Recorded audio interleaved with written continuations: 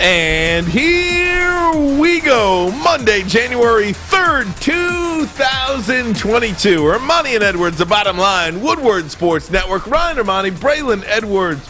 Braylon Edwards, good afternoon and Happy New Year to you, my friend. I missed you. Oh, I missed you, man. I missed you. I missed you. I missed Sam. I missed Alex. I missed the big guy who's not here today. Maz, we see the chair. We miss you. I absolutely, really missed you guys. Can we get a shot of the Maz cam, by the way? We missed. That's even better. Darn it. That is even better. No Tom Mazaway today, but better. We believe Maz is at home checking us out. So, Maz, we miss you. We love you. Good to talk to you earlier today. And we believe we put together a fine show for everybody today. But before we get into it, Bray, how was the week? How was the new year? It was amazing. I think, I use it the best of the knowledge to just detach.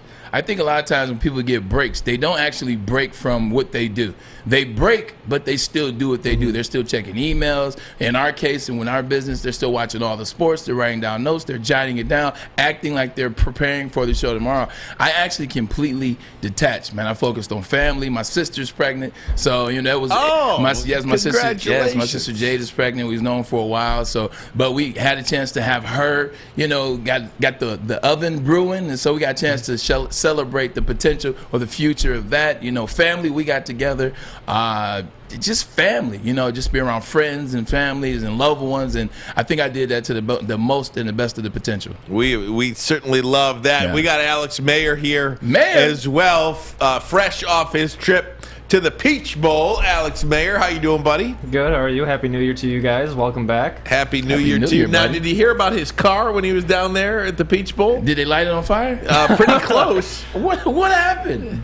Someone broke into my car the night before the Peach Bowl and took my winter coat. Luckily, that was the only thing they took. I took all my valuables out of the car, but it really it shook me the day before the game. But freaking Pittsburgh fans. Left him with freaking Pittsburgh. Left him with a busted out window. Yep. Oh my God. You believe that? That sucks. That's terrible. Thanks for the hospitality, Atlanta. Could have been worse. So let's just be happy that that's all. Hey, but we're Peach Bowl champions now. That's very good. Absolutely. And it was a heck of a game too. Yes, it was. We will come to that because you can be the expert on that. But that was a heck of a game, man. I can't wait to talk about that. And we got Sam in the house. I'd rather talk about your game than the other game. Moving forward, Sam is going to be with us. Fish has left us for the morning show. Sam, welcome once again, my friend. Oh, thank you very much. It's great to be here. And it's good to have you guys back. Well, we're very happy to be here. Absolutely. And we're going to get right into it. Gang, we'll get into some Michigan talk, obviously. Do we have to? At the top of hour number 2. Give you a small sliver of one of the things that we'll talk about. Look, the refereeing in that game. I'm just kidding. Oh, man. They were ready. They were ready on the down for the excuses. Yeah, the refereeing in that game, man, no, I'm just kidding. No, Look, we ran into a team that was better than us. Yeah. I mean, that happens. Look, it is what it is. That team was faster, bigger, stronger, more well coached. Every phase of that game, we were out coached, outplayed, out this, out that. I agree with all of that. The only thing that I will tease with is this. I am not a fan of analytics. And I know analytics is not always what people think. When it's 4th down on the 40, at the beginning of the game, after Georgia has gone the distance, they've scored a touchdown, it's 7-0.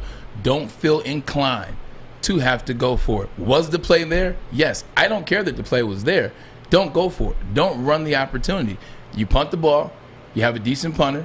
You put them inside the 15, and you use your defense. That's one of the best, number 4 ranked before this game in the season. You use your defense, Aiden Hutchinson, David Ojabo. You use that defense to pin them back, and now you force Stetson Bennett IV to make different type of decisions, and you force the offensive coordinator for Georgia to come up with a different game plan. Now, with that being said, everything you said is 100% correct. 100% correct. So we'll get into the Michigan talk, top of hour number 2. I wanted to start, though, with some NFL talk, and we'll start with the Detroit Lions. Yesterday, they lock up a top 2 pick in this April's NFL draft. The Seahawks beat the Lions 51-29 yesterday behind 4 touchdown passes from Russell Wilson, 265 yards on the ground for the Seattle rushing attack. Rashad Penny, 170 yards. But again, you know, it's as I'm watching this Lions game, Braylon, the scene from Rocky 2 came to my head when Tony, Apollo's trainer, they're sitting there, and Apollo wants a rematch with Rocky. And Tony says, he's all wrong for us, baby. What are you so afraid of? And Tony says, I saw you beat that man like I never saw no man get beat before, and the man kept coming after you. Yeah. I feel like that's the Detroit Lions. Yeah. You will beat them and beat them and beat them, but they will still keep coming after you. And that's what they did yesterday. And I feel like I've gone through the 4 stages of grief, or the 5 stages of grief with the Detroit Lions. From thinking that Dan Campbell was the worst coach in the world and wanted him fired, and this regime has no clue what they're doing. And then I'm like, oh, okay. And then I'm turning a corner, and I'm going up and I'm going down. And over the last month and a half, really, I have come to the realization that these guys are going to get it. I fully believe that these guys are going to get it. And I'm telling you, Dan Campbell made an analogy about this is a year where they're pouring concrete. They're pouring concrete on a foundation of a culture with this football organization, and they're going to get it right. And that's what I feel like they're going to do. Yesterday, getting pounded just wasn't their day, much like many other days. But they kept coming after them, and I'm here for it. I loved what I saw yesterday in a 51-29 defeat. Denial, isolation, anger, bargaining, depression, and acceptance are the 5 stages of grief, my friend. It was the most exciting beatdown I think I've seen in a very long time. The one thing that I didn't like yesterday is I didn't see the physicality that the Detroit Lions have made their staple in the last 6-7 weeks. They've been very physical. They've out-physical teams. They've lost, but they've out-physical teams. Now, with the exception of that, man, I agree with everything you said. Just look at the way they fought. TB12 wasn't bad. Like, and I know you look at 3 interceptions and you say, how can Braylon say he's not that bad? He had 3 interceptions. 2 were tipped passes. And 1 at the end, I don't count that. They were already down by 30 points at the end of the game, trying to make something happen. That 3rd interception doesn't count. Amon-Ra St. Brown, Jesus Christ. Jesus Christ. Like, he's come on. He's the best player on the Detroit Lions. And I know you'll say Penei Sewell. I say them together. They're the best 2 players on the team right now. Just a point about Amon-Ra St. Brown. He had another fantastic day yesterday. He had 8 catches, 111 yards, and 1 touchdown. Amon-Ra St. Brown, you think about all the rookies in the National Football League, in the history of the National Football League. He is the first rookie wide receiver to have 8 catches in 5 consecutive games. This is an all-everything player for the Detroit Lions. To put that into perspective, Jamar Chase is arguably your rookie of the year on offense and just period, correct? He hasn't done it. Last year, Justin Jefferson, offensive rookie of the year, amazing talent wide receiver. He didn't do it. Odell Beckham, one of the best young wide receivers ever through 3 games, 2 games, 4 games. 4 seasons. He didn't do it. Just to put what you said into perspective, out of all of them, none of them have done it. He's done. And I believe he's had 1 drop since week 2. Think about all those targets. He had 11 targets yesterday. Double-digit targets the week before. This guy is doing everything that's being asked of him and then some. And I think when you're looking at a season like the Detroit Lions, you look at that offensive line where you have 3 first-round picks and Jonah Jackson and a couple other players that could fill out that line nicely. You look at Swift. You look at Hawkinson, Amon-Ra St. Brown, Josh Reynolds. If you can add another wide receiver to that, a top-tier wide receiver to that, this offense is not far away at all. Yeah, not at all. And you're wondering what they're going to do with the running back situation with Craig Reynolds and Jamal Williams at the end of the year. Which one will they keep? Obviously, DeAndre Swift is the starter. You add Ragnar back. Yeah, you add him back to the lineup with Taylor Decker, who seems to want to catch touchdowns. Now, that was pretty cool to see him catching a touchdown there towards the end of the game. You just have something. You have that offensive line is where you start. You got the big uglies up front. You got Jared Goff, excuse me. A little pun intended right there. Start the new year off right. But, you put Jared Goff in there, a guy that when you have some sense of consistency, Jared's not bad. Like, when you know what you're doing, you have an offensive line, you have a running game, and you know what you're doing. You're consistent week in, week out. You have Hockenson back next year, healthy. You mix in Amon-Ra St. Brown, who's going to sell a lot of jerseys in the Detroit area next year, probably in this offseason. That's looking like something. That is looking like something on offense, but you got to plug another player. You need that, and don't get me wrong, Josh Reynolds, I like him, but you need that number one wide receiver. Sure. That's what we need in terms of that position. And you can go look at the draft. I mean, this is a very wide receiver heavy draft as well. So there's a number of different areas you can look at to get that. I wanted you guys to hear from Dan Campbell talking about Amon-Ra St. Brown and talking about the game yesterday as well. We're going to take a break. You'll hear from Dan Campbell next. Also, we'll get into the Antonio Brown situation yesterday. More information came out today as to why he took off his jersey, his shoulder pads, and left the stadium in the middle of the third quarter, something we've never seen before. But, guys, we're sticking with the Lions talk. We'll get into the Michigan talk. Top of hour number 3, we'll mix in some Spartan stuff as well. A big win for them in the Peach Bowl down there in Atlanta. It was a good game. Really good game. Great game, except for Alex Mayer's car all seems right. Well, that wasn't the game. That was a little precursor. Ermanni and Edwards. Woodward Sports Network, the bottom line. Fellas, football season is here. It's time to make your grooming experience easy like Sunday morning. Get to Lady Jane's Haircuts for Men. Walk in, relax, watch your favorite team play, and before you know it, your hair will be game ready. Get to Lady Jane's, open 10 to 8, 7 days a week. Walk in anytime. It's wicked awesome. Make sure you download the Woodward Sports app in the App Store and the Google Play Store today. Take Woodward Sports with you wherever you go and listen live on your phone or mobile device. Hey, ladies and gentlemen, want to find out how to get a career in a industry that is always essential. That's right. I'm talking about the heating and cooling industry. Always essential. Right now, we have the air conditioner on right now, and it's about 30 degrees outside. Compliments myself. But check this out. Visit northwesterntech.edu. $77,000 out of the gate. That is what How they much, promised. Braylon? 77.5 Wow, to be exact. Goodness. 77.5 to be exact. That is right out of the gate. That is what they are promising you. Once you visit northwesterntech.edu and you finish the classes, I'm telling you, it is worth it. Yeah, I mean, he's been steady for us. He's a steady, reliable player, and it's one thing to do it once, and you feel a little bit better after twice. But now, when you start stacking them like he is, that's a consistent player. That's a productive, consistent player, and those guys I think are hard to find. So I'm glad we got him, and as long as he just keeps trending the way he is, he'll be just fine. They found him mid-round pick for the Detroit Lions. Brad Holmes, 2021 NFL draft. We'll see what kind of gems they can find in the 2002 NFL draft. Where did 2021 go? 2022. Well, Jesus. Look, it feels like this 2020, 2021 kind of combined. 2019, towards the end of 2019. Right? Yeah. Just kind of feels like we're living in La La Land in this. Man. Doesn't seem to be letting up. No, it really doesn't. Let's say be positive.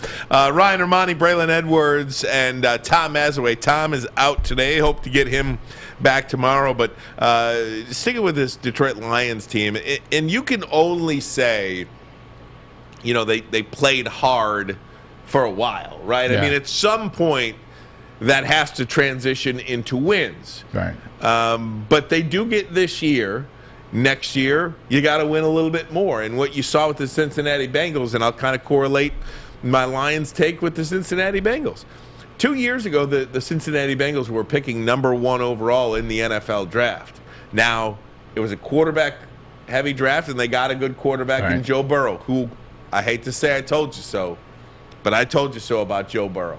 I mean, this kid is every bit an elite-level quarterback that you want, in my opinion, especially when you pair him with Jamar Chase. You got to have that one, too. But 2 years after they take him number one, they're division champs. Yeah. And they're going to host a playoff game.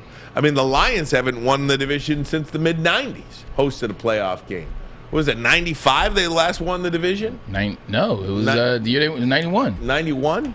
That was the last division championship? And by the way, it was the Central Division at that. It wasn't even the AFC North. No, because they beat, they hosted the Green Bay Packers, so they must have won the division at some point after that. Okay. Yeah. That was the Sterling Sharp game. Right. They lost. It's so long ago. Yeah, it's been a long time. It still was a Central Division, though. There's no doubt. So I expect this team to compete for a playoff berth in 2 years. Yeah, it's kind of easy not to. Well, let me not do that. Let me not take away from your pick. I mean, Joe Burrow has arguably the greatest college season of all time, including a national championship win with it down there in LSU. Go Tigers! But they had some pieces already. They had Tyler Boyd. They had Joe Mixon. Joe Mixon was one of the best running backs in the NFL. I mean, in the draft. He slid because of some off-the-field issues, slid to Cincinnati Bengals. So they had some kind of pieces that were there, and then they go draft Joe Burrow. Great job. Because they had an option. They could have taken Joe or they could have taken Chase Young. That was the big deal. Wasn't it the big deal? Do you take Chase? Do you take Joe? Can't miss on Joe. They took Joe. And then the following year, Here's when you know a team is doing the right thing. Here's when you know a team is making the decisions that are hard, but they're right. Mm-hmm. They get Joe Burrow. What's the first thing you want to do when you have that first-round draft pick, that first pick of quarterback? What do you want to do to him in the season next? Protect him. The magical word. You want to protect him, right? They had an option to pick an individual that the Detroit Lions picked up. Who was that? Penei Sewell. They didn't take Penei Sewell. They chose to take who? Jamar Chase. Who's going to be Offensive Rookie of the Year this year? Jamar Chase. That's what you call going with your gut. And I guarantee you they had a serious conversation with Joe Burrow where they said, hey, Joe, this is what we're thinking. We want to protect you or we want to give you the weapon that you want, the weapon that you need. What will be your input? Not saying that we're going to necessarily use this, but we'll use it a little bit. Hey, man, you see what we did at LSU? I need a guy. I need that guy. Like he told them, and this has come out, he's better than Justin Jefferson. Keep in mind, Justin Jefferson had 1,400 yards and 14 touchdowns last year as a rookie, and he said he was better. Damn it if he wasn't right. It's funny you say that because I was shoveling the snow yesterday a little bit. I was some snow? Listening to one of the pregame shows with my little AirPods, and one of the things they talked about in previewing the Kansas City-Cincinnati game yesterday was that the Chiefs' defensive front is going to be able to get to Joe Burrow because they can't protect him.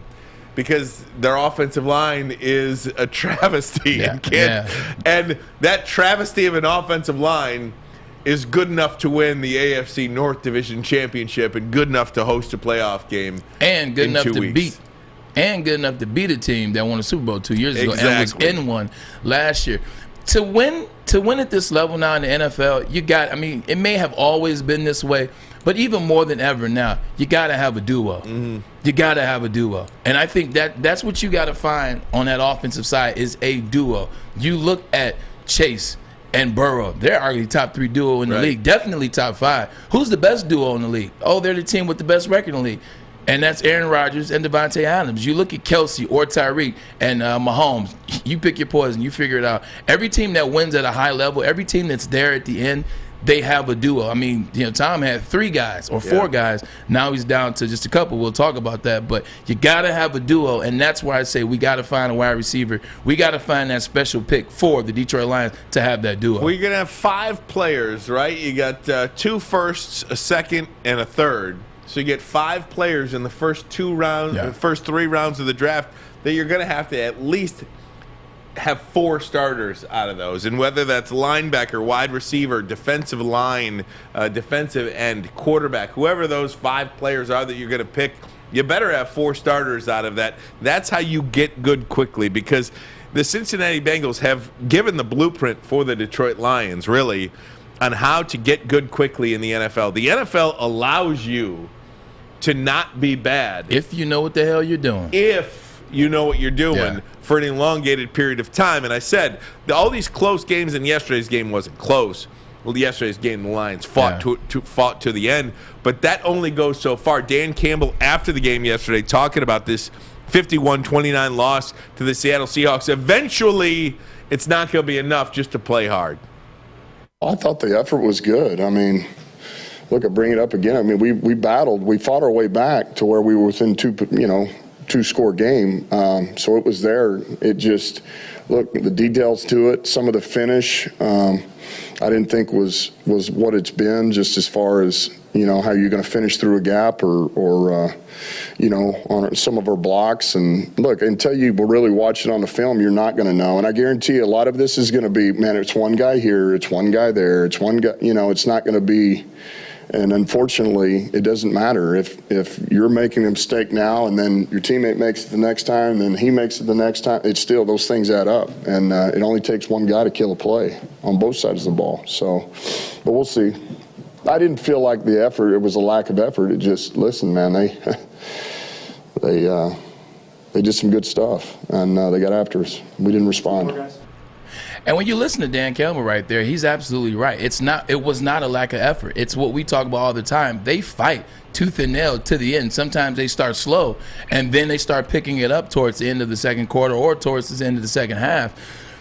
They just ran into a Seattle team that was supposed to be the Seattle team that was supposed to be in the playoffs this year. That was a Seattle team that we were supposed to see beat Matt Stafford the very first time they played before Russell got injured. That was a team that was supposed to be the fourth team in the playoffs, making the NFC West the number one division in football. That's all. They ran into a team that's supposed to be in the playoffs, that's supposed to fight for an NFC conference title. That's what they ran into. And you ran into a team that potentially was playing with their quarterback in the last time. Who was playing, auditioning. In a Seattle uniform. Potentially Pete Carroll, a beloved coach up there in the Pacific Northwest, potentially could have been his last game coaching ever. So they weren't going to relent last night. That's something you can see tonight, by the way, with the Pittsburgh Steelers. Ben, his last game. Ben Roethlisberger fully expects to be his last game in Pittsburgh at Heinz Field. I don't think another team will give Ben a shot next year or not. I mean, I think this I think he will want another shot anywhere else. This is a career for him. It'll be his last game, and I think the Steelers are still alive for a playoff berth. They are still alive. It'll take some work to do, but Pittsburgh tonight maybe have similar to what you saw Seattle do to Detroit. We'll see what they could do to Cleveland tonight. But again, Braylon, just to put a bow on this thing, the Lions next year have to win way more games than 2. Yeah. And they, in my opinion, have to compete for a playoff berth next year. Or, excuse me, in 2 years. That's how Dan Campbell survives this. Yeah, it's because we've made all the excuses this year. And they weren't excuses, they were truths. But they come off as excuses, like, hey, he's undermanned. Like, hey, the young guys, they're young. They don't have veteran leaderships to get that experience fast. That's why it took Amon-Ra St. Brown so long to gather himself. That's why it took Panay a little bit out the gate. Like, those excuses won't be the same next year. Plus, you saw how intense these guys can play. You saw how physical they play on defense. You saw how close they were to winning some games. You know what happens next year? You add 2 first-round picks. Yeah. You add 2 second-round picks. You add a third-round pick. So you're adding all of that on top of what this team was this year. To your point, unexcusable if you lose anything more than – if you don't win 8 games next year, it's over. And it's funny because you watch all this college football this week too, right? I mean, how many people, show of hands, how many people would love Jordan Davis on the Lions defensive line? How many people would love Nakobe Dean roaming? To me, that's your 2 picks right there. Right. Your 2 picks. That is your 2 picks right there, Nakobe Dean and the brain fart right now. The wide receiver from Jameson USC. Williams. USC? The wide receiver from USC, the big guy on the outside. I'll think of his name in Drake a minute. London. Yeah, Drake London. Drake London. Thank you. You don't think Jameson Williams, him lining up with Amon-Ra St. Brown once again? You don't think they'd look good doing that? You got Wilson, Chris Olave. Come on, man. How good was Addison too? Oh my God, Jordan Addison. But he has another year though. Jordan Addison's only a sophomore, I believe. Michigan talk, top of the hour. But next, guys, it's been the story. Really, if you turn on news today, forget about sports news. Yeah. You'll see stories about Antonio Brown literally quitting the NFL in the middle of the third quarter yesterday. Throws off his shoulder pads and kind of pieces out. We'll walk through that. Also, new information today on why he did all that. It's all next. Ermanni and Edwards. Woodward Sports Network, The Bottom Line. I'm looking to bring on another HVAC tech right now. We are recruiting 5 to 10 techs a month. We're looking to grow and expand. Every new tech we hire is from Northwestern Tech. The hands-on training is fantastic. They're always my first call. We love hiring Northwestern Tech grads. They come out trained and ready to work. Our program is only 10.5 months, and our next classes are starting soon. So why wait? I'm looking to hire a graduate of Northwestern Tech. Northwestern Tech. Northwestern Tech. Northwestern Tech. Putting on a show here, and that's how you answer. We love our sports. We just wish they'd love us back. Detroit sports for Detroit sports fans. Woodward Sports. Hey, gang, I want to tell you about Lady Jane's Haircuts for Men. You want the King's treatment. You got it right here at Lady Jane's Haircuts for Men. Several locations throughout Metro Detroit and several locations throughout the country. So no matter where you're listening, you probably have a Lady Jane's Haircuts for Men wickedly close to you. That's right. You want to get a hot lather neck shave? Come on in, Lady Jane's. Ooh-wee. You want to get it tighten up a little bit up here? Come on in. Let's go. Lady Jane's open 10 to 8, 7 days a week. Walk in, sign in, sit down. Before you know it, you are handsome and clean. Ooh-wee. Walk in anytime. It's wicked awesome. Wicked awesome. You could not turn on the television this morning or your radio or your interwebs, if you will, and not hear about Antonio Brown, not see about Antonio Brown. Here is the video. If you watch it on YouTube, we certainly appreciate you doing so. Yes, or we do. Twitch, however you're consuming Woodward Sports Network. YouTube. We really appreciate it, you guys. This is our first show of the new year, and we're going to have a big year this year. That's what we really believe, and can't do it without you guys. So this is the video of Antonio Brown, Mike Evans, kind of talking to him on the sidelines. Please don't do whatever you're doing. And AB just takes off his uniform, throws his shoulder pads and jersey, and just kind of pieces out. He's pumping up the crowd on his way out. You know, on the road at MetLife. I almost called it the Meadowlands. And it's just like, the only one that still calls it the Meadowlands. I'm out of here. And then you see him after the game waiting for a cab. It's a real mess what you saw, and you really didn't know what you were seeing at the time. And many people still fully don't believe they understand what went on with AB. Meanwhile, at that point in the game, Antonio Brown had 5 targets, 3 catches, nothing major, 21 yards, but 5 targets, 3 catches, on his way to a $300,000 bonus or something like that for reaching an incentive. $300,000 bonuses. Three of them, which is $1 million. After the game, Bruce Arians had this to say about AB, and it was quick. Quit. I've never seen a guy leave a field like that, and is this the last strike for him? He is no longer a buck. All right, that's the end of the story. Let's talk about the guys that went out there and won the game. So that's it. He is no longer a buck. I mean, that was quick. And then Tom Brady comes to the podium after Bruce Arians, and he was a little bit softer, had this to say. It's obviously a difficult situation, and I think we all want him to just think everybody should find hopefully do what they can to help him in ways that he really needs it. And we all love him, we care about him deeply.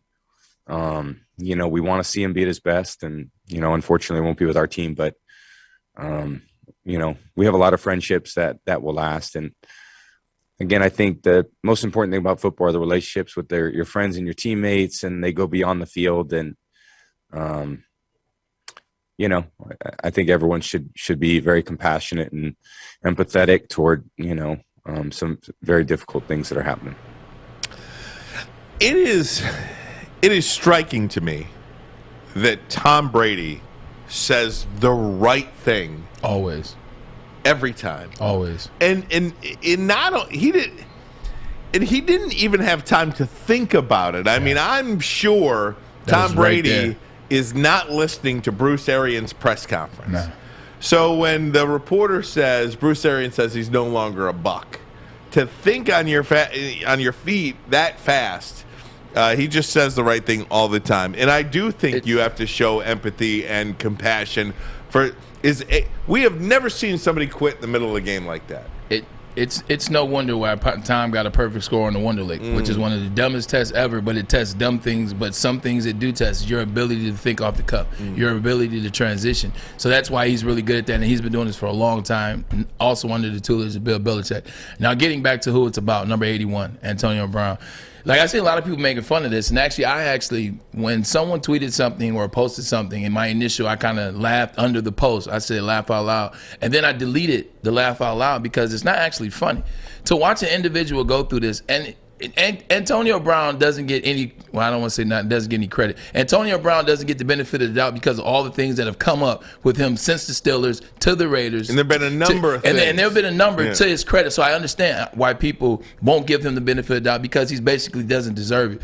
But when you see an individual, especially in the game where we now know about CTE, we now know about mental illness just off the field, and now you mix mental illness with CTE. You see an individual just take his shoulder pads off during the game, like you see him just take his strip down, darn near naked, during a game and walk off. Oh, by the way, they're not even at home. He can't just walk outside, leave, and go get in his car and go home. They're in New York. You know, they're 900 miles away from home or whatever the hell the distance is. So see an individual do that, you know that there's more there. And the only reason people are laughing now is because it's Antonio Brown. It's because of what you've seen in the past. Because you think it's funny. He's got the Vax card and all this. He's taking out and he's getting the crowd into it, and you're making jokes about it. And I understand it. I'm not punishing you people. But he is 2 steps away from death. Like, that's how you got to think. Like, was it funny when you saw Everson Griffin going through that with the gun and the dehydration of the mouth, and you knew that he had CTE, but you saw a gun and you saw a man you thought was crazy, so you say, you know what, there's something more there. The guy that beat up his girlfriend, Zach Stacy, was what his name was, Zach Stacy. Another guy going through whatever he's going through mentally. These guys go through a lot, and I can connect to that. I'm not making excuses for him, but I'm just urging you, as you watch this young man go through this, just give him the benefit of the doubt in terms of the mental connection between the ears, because there's something that is not right. It's taking an individual, and then once you find out what was going on, it makes you even more suspect in understanding what's going on. They were trying to get him to go into the game. So Ian Rappaport from the NFL Network, NFL reporter, we've had him here on our program before, had this to say earlier today on why AB left the way he left. No, here's my understanding, Kay, of how this entire situation broke down. Midway through the game yesterday, Bruce Arians and the offensive staff told Antonio Brown to go into the game. They believed that he was healthy. Antonio Brown did not believe that he was healthy. He had been battling an ankle injury for the last several weeks, did not practice Thursday, did not practice Friday, and I know personally had some doubts whether or not he would be able to be out there and play. What he told the staff, from what I understand, is that he was not going into the game because in his mind, he did not feel he was healthy. The response then from the offensive coaches and from Bruce Arians was, if you are not going to go into the game, when we tell you to go into the game, then you cannot be here. At that point, they threw him off the sidelines and then cut him from the team. So Antonio Brown, which Bruce Arians announced at the post-game press conference, he is no longer part of the team. They essentially told him that on the sideline, send him packing, leading Antonio Brown with $1 million incentive right within his reach. He was going to get it. He left all of that, left the field, and now is no longer a member of the Buccaneers. So that's a little bit more information on why he did that yesterday. Yeah. And I'm not sure there is no excuse to essentially leave the field in that fashion in a professional manner whatsoever, unless you have to bring the mental health aspects into this, CT, whatever the case may be, and this is not the first instance. And I do hope people, instead of throwing Antonio Brown away, just discarding him like trash essentially, is for, if there's anybody out there who's close to Antonio Brown, put your arm around him and try.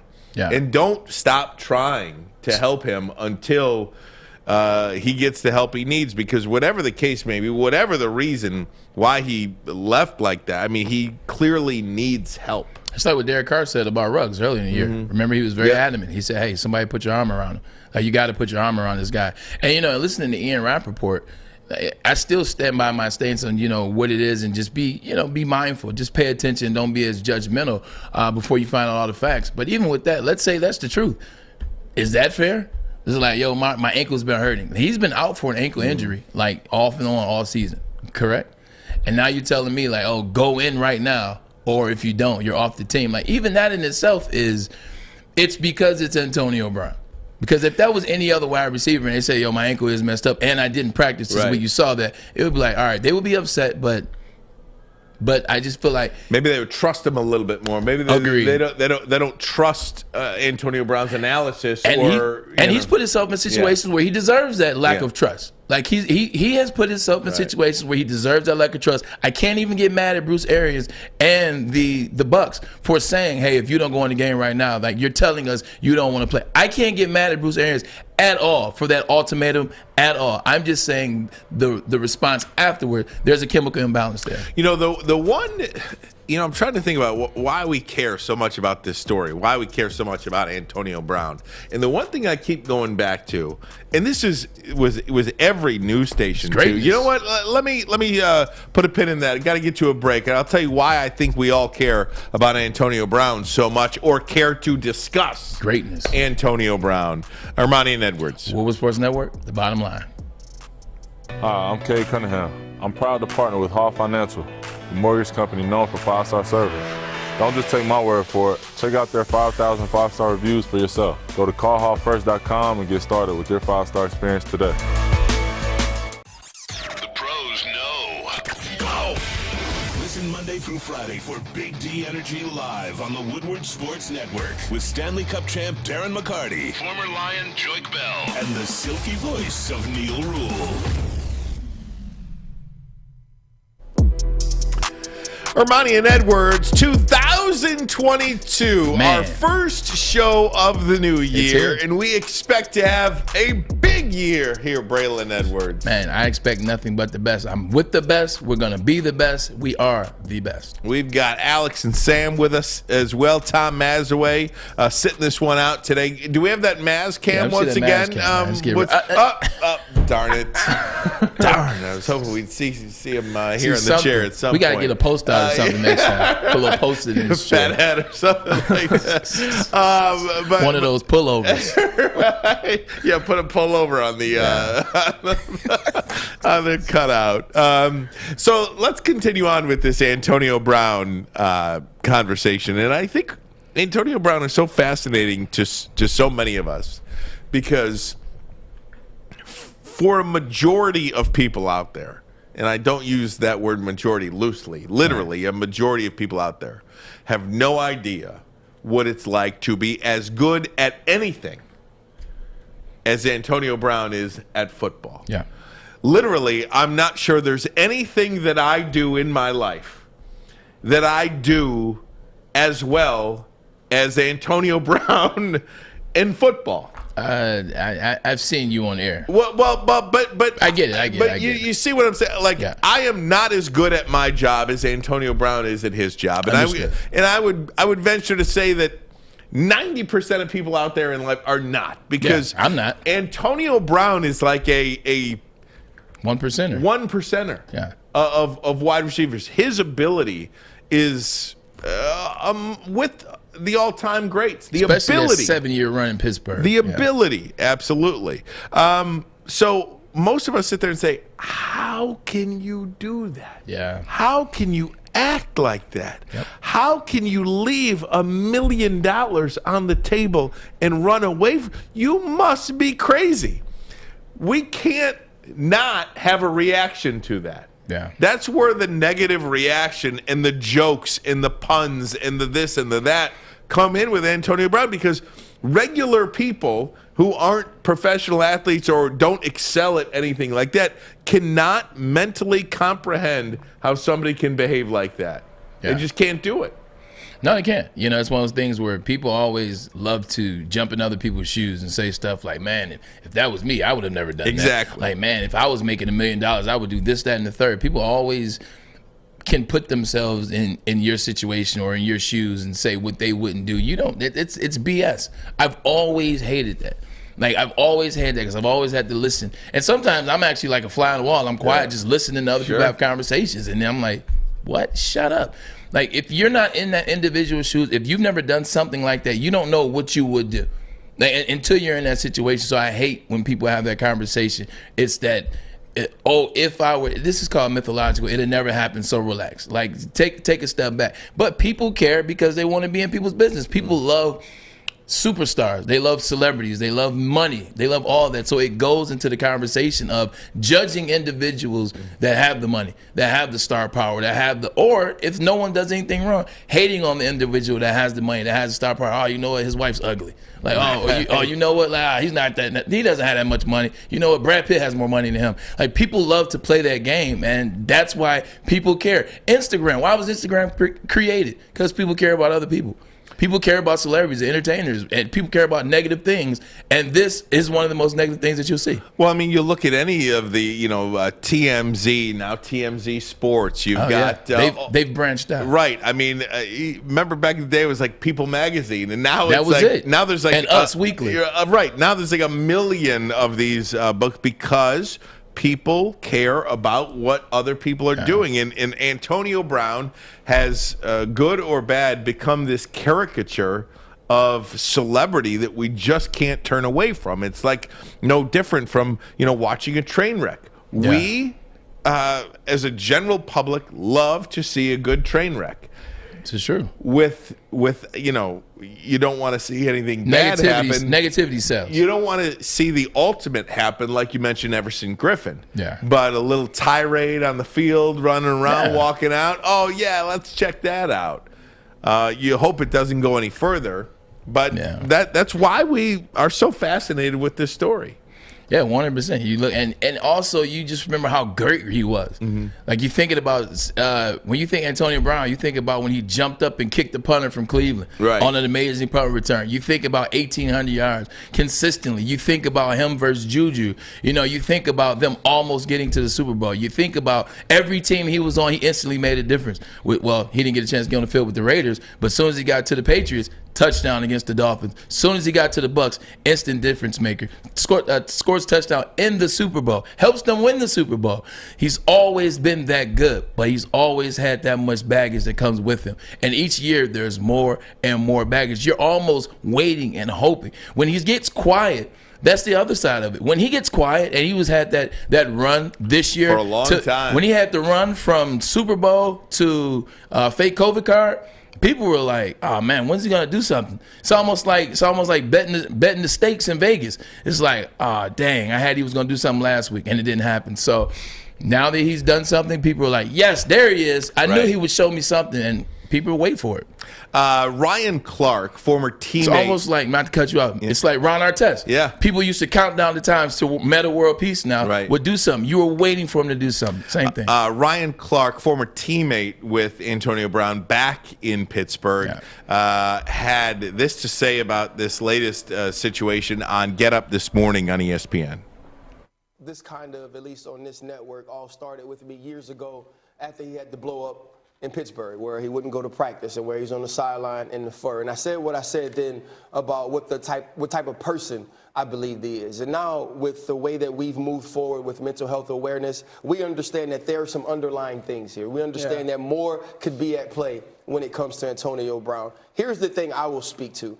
The one thing about the NFL is if you have an elite level, competitive trait, the NFL will find ways to forgive you. That trait for Antonio Brown was unquestioned. The fact that he'd work as hard as anyone, the fact that he'd compete as hard as anyone, the fact that when it was time to be on the grass, he gave you the best opportunity to win. This decision, this action has taken that away from Antonio Brown.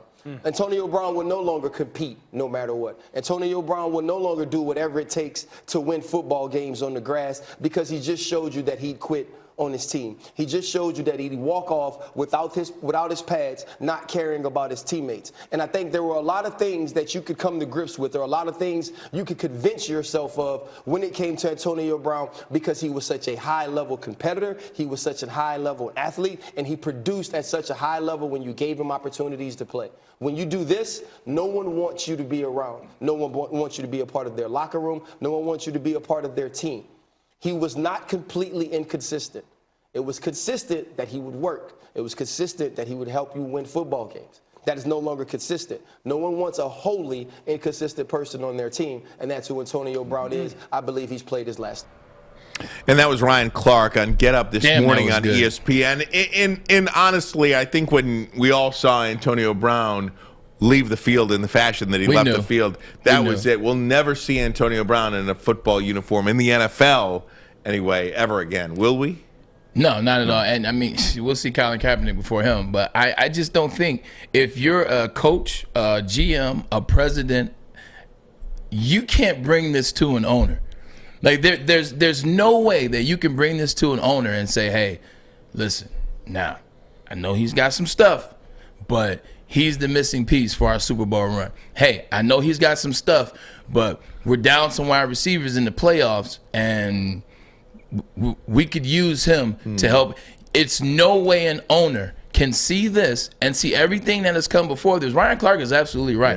Yeah. In sport, people forgive people that succeed or people that have success. It just is what it is. It just is what it is. But as an owner, I think there's just so much that has happened with Antonio Brown. And now this, to watch an individual take off his pads during a game, during a game where fans and kids are in the audience presenting a product, and walks off the field half naked, like raising the roof, like mad, upset. And he knows it's the end. Like, this is one of those acts where you're already too far gone in the moment, and you just keep going because you can't bring yourself out of that moment. But when he got in that locker room and he took that cold-ass shower by himself, he knew. When he was right by himself waiting for that Uber, he knew it was over, and it's going to hit him. And that's why I'm saying I want his friends, family, somebody to be around him when he realizes I effed up for the final time. Somebody's got to be around him in that moment. You know, an owner, a general manager, a coach, a teammate,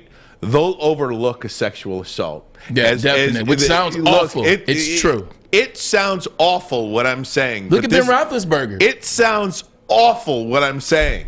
But this is the God's honest truth. Teams, owners, coaches, players, they will look past a sexual assault.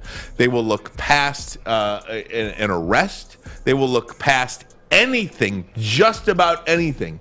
One thing they will not look past is you embarrassing them. Quitting during a game. Yeah. Because that's the one thing they need you at. Yeah. They brought you there to play the game. Yep. And when you quit in the game, that no longer you become dependable. That's over for you. I don't care if you embarrass yourself. Right. Don't embarrass me. Right. And he embarrassed the owner, and he embarrassed the Tampa Bay Bucks franchise yesterday with that. And don't be unreliable. Yeah, nice. Right? So we'll talk Michigan, guys, coming up top of the hour. Michigan, pretty severe beatdown, I'd say, at the hands of the Georgia Bulldogs. We'll talk about them coming up in about 12 minutes from now. But I want to just go quickly around the NFL.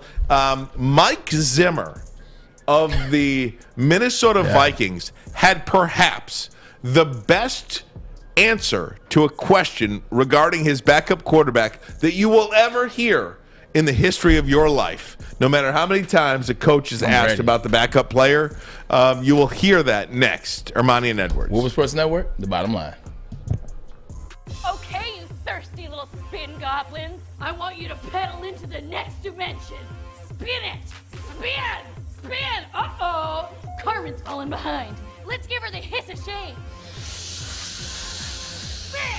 Spin! Spin till you bleed! Don't ride the bike of shame. Come to Planet Fitness and find your own lane with tons of equipment, free fitness training, and no hissing. Join today for just $10 a month. And a miraculous catch! Follow us everywhere. Just search Woodward Sports on YouTube, Facebook, Twitter, Twitch, IG, and more.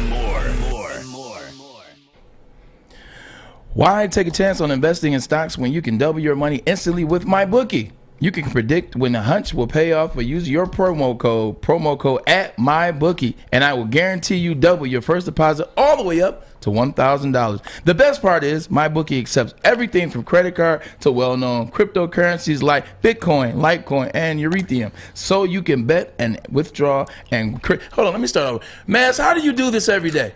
This is the longest read ever, Maz. Look, MyBookie, you guys got a good one with Maz, man. I'm gonna try to get through it again. This Saturday, the UFC is closing out of you know what? This is an old read.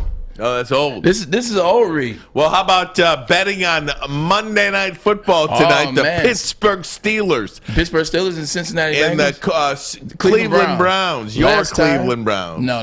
They're just the Cleveland. They're Baker's Cleveland Browns. Yeah, the Vegas Cleveland Browns. So we believe that the Pittsburgh Steelers have gone from a 3-point underdog to a 1-point favorite. Huge swing How did there. he switch? Well, I don't know. Lots of information in that game. So people are taking the Steelers in that one in Ben Roethlisberger's last game. Last one. It's his home stand, as they say. Heinz Field. So go to MyBookie. Is there a promo code on there? Its promo code is MyBookie. Look at that. Promo code MyBookie. How about that? So check that out. MyBookie. Bet anything, anytime, anywhere with MyBookie. How about that? Promo code Woodward.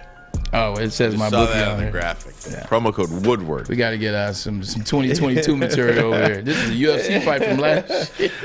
From 2021. Maz, where are you? Oh, God. Tom Masway out today. We hope to have him back tomorrow. We'll see how that goes. But nonetheless, guys, here we go. NFL last night. The Green Bay Packers wrap up the #1 seed with a week to go.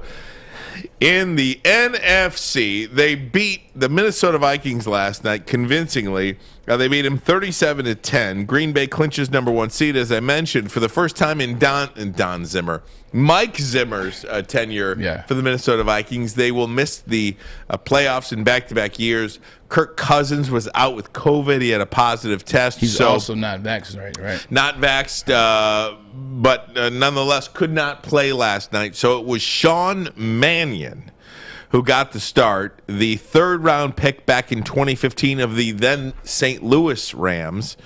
He's 29 years old. Sean Mannion, last night, what was his box score last night? 22 of 36, 189 yards and a touchdown. Whatever you think about that, it is what it is. But after the game, Mike Zimmer was asked about the backup to the backup, Kellen Mond. Kellen Mond, of course, the third-round pick of the Texas A&M Aggies. Vikings selected him with their third-round pick this year.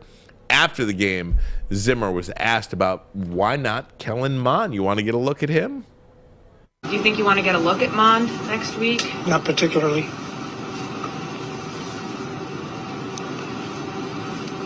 Mike, why don't you want to get a look at him? I see him every day.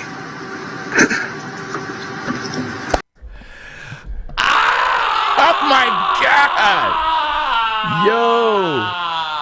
Yo! Ouch! Kellen Mond! Now, is that a shot at Kellen Mond, or is that a shot at Rick Spielman, who burned a third-round pick on the quarterback from Texas A&M? And again, just quickly, let me say, if you couldn't really make it out, if you're just listening on Spotify or Apple iTunes or whatever, do you think you want to start Kellen Mond? Do you think you want to get a look at Kellen Mond? Not particularly. Oh, my God. Why don't you want to look at Kellen Mond? Because I see him every day.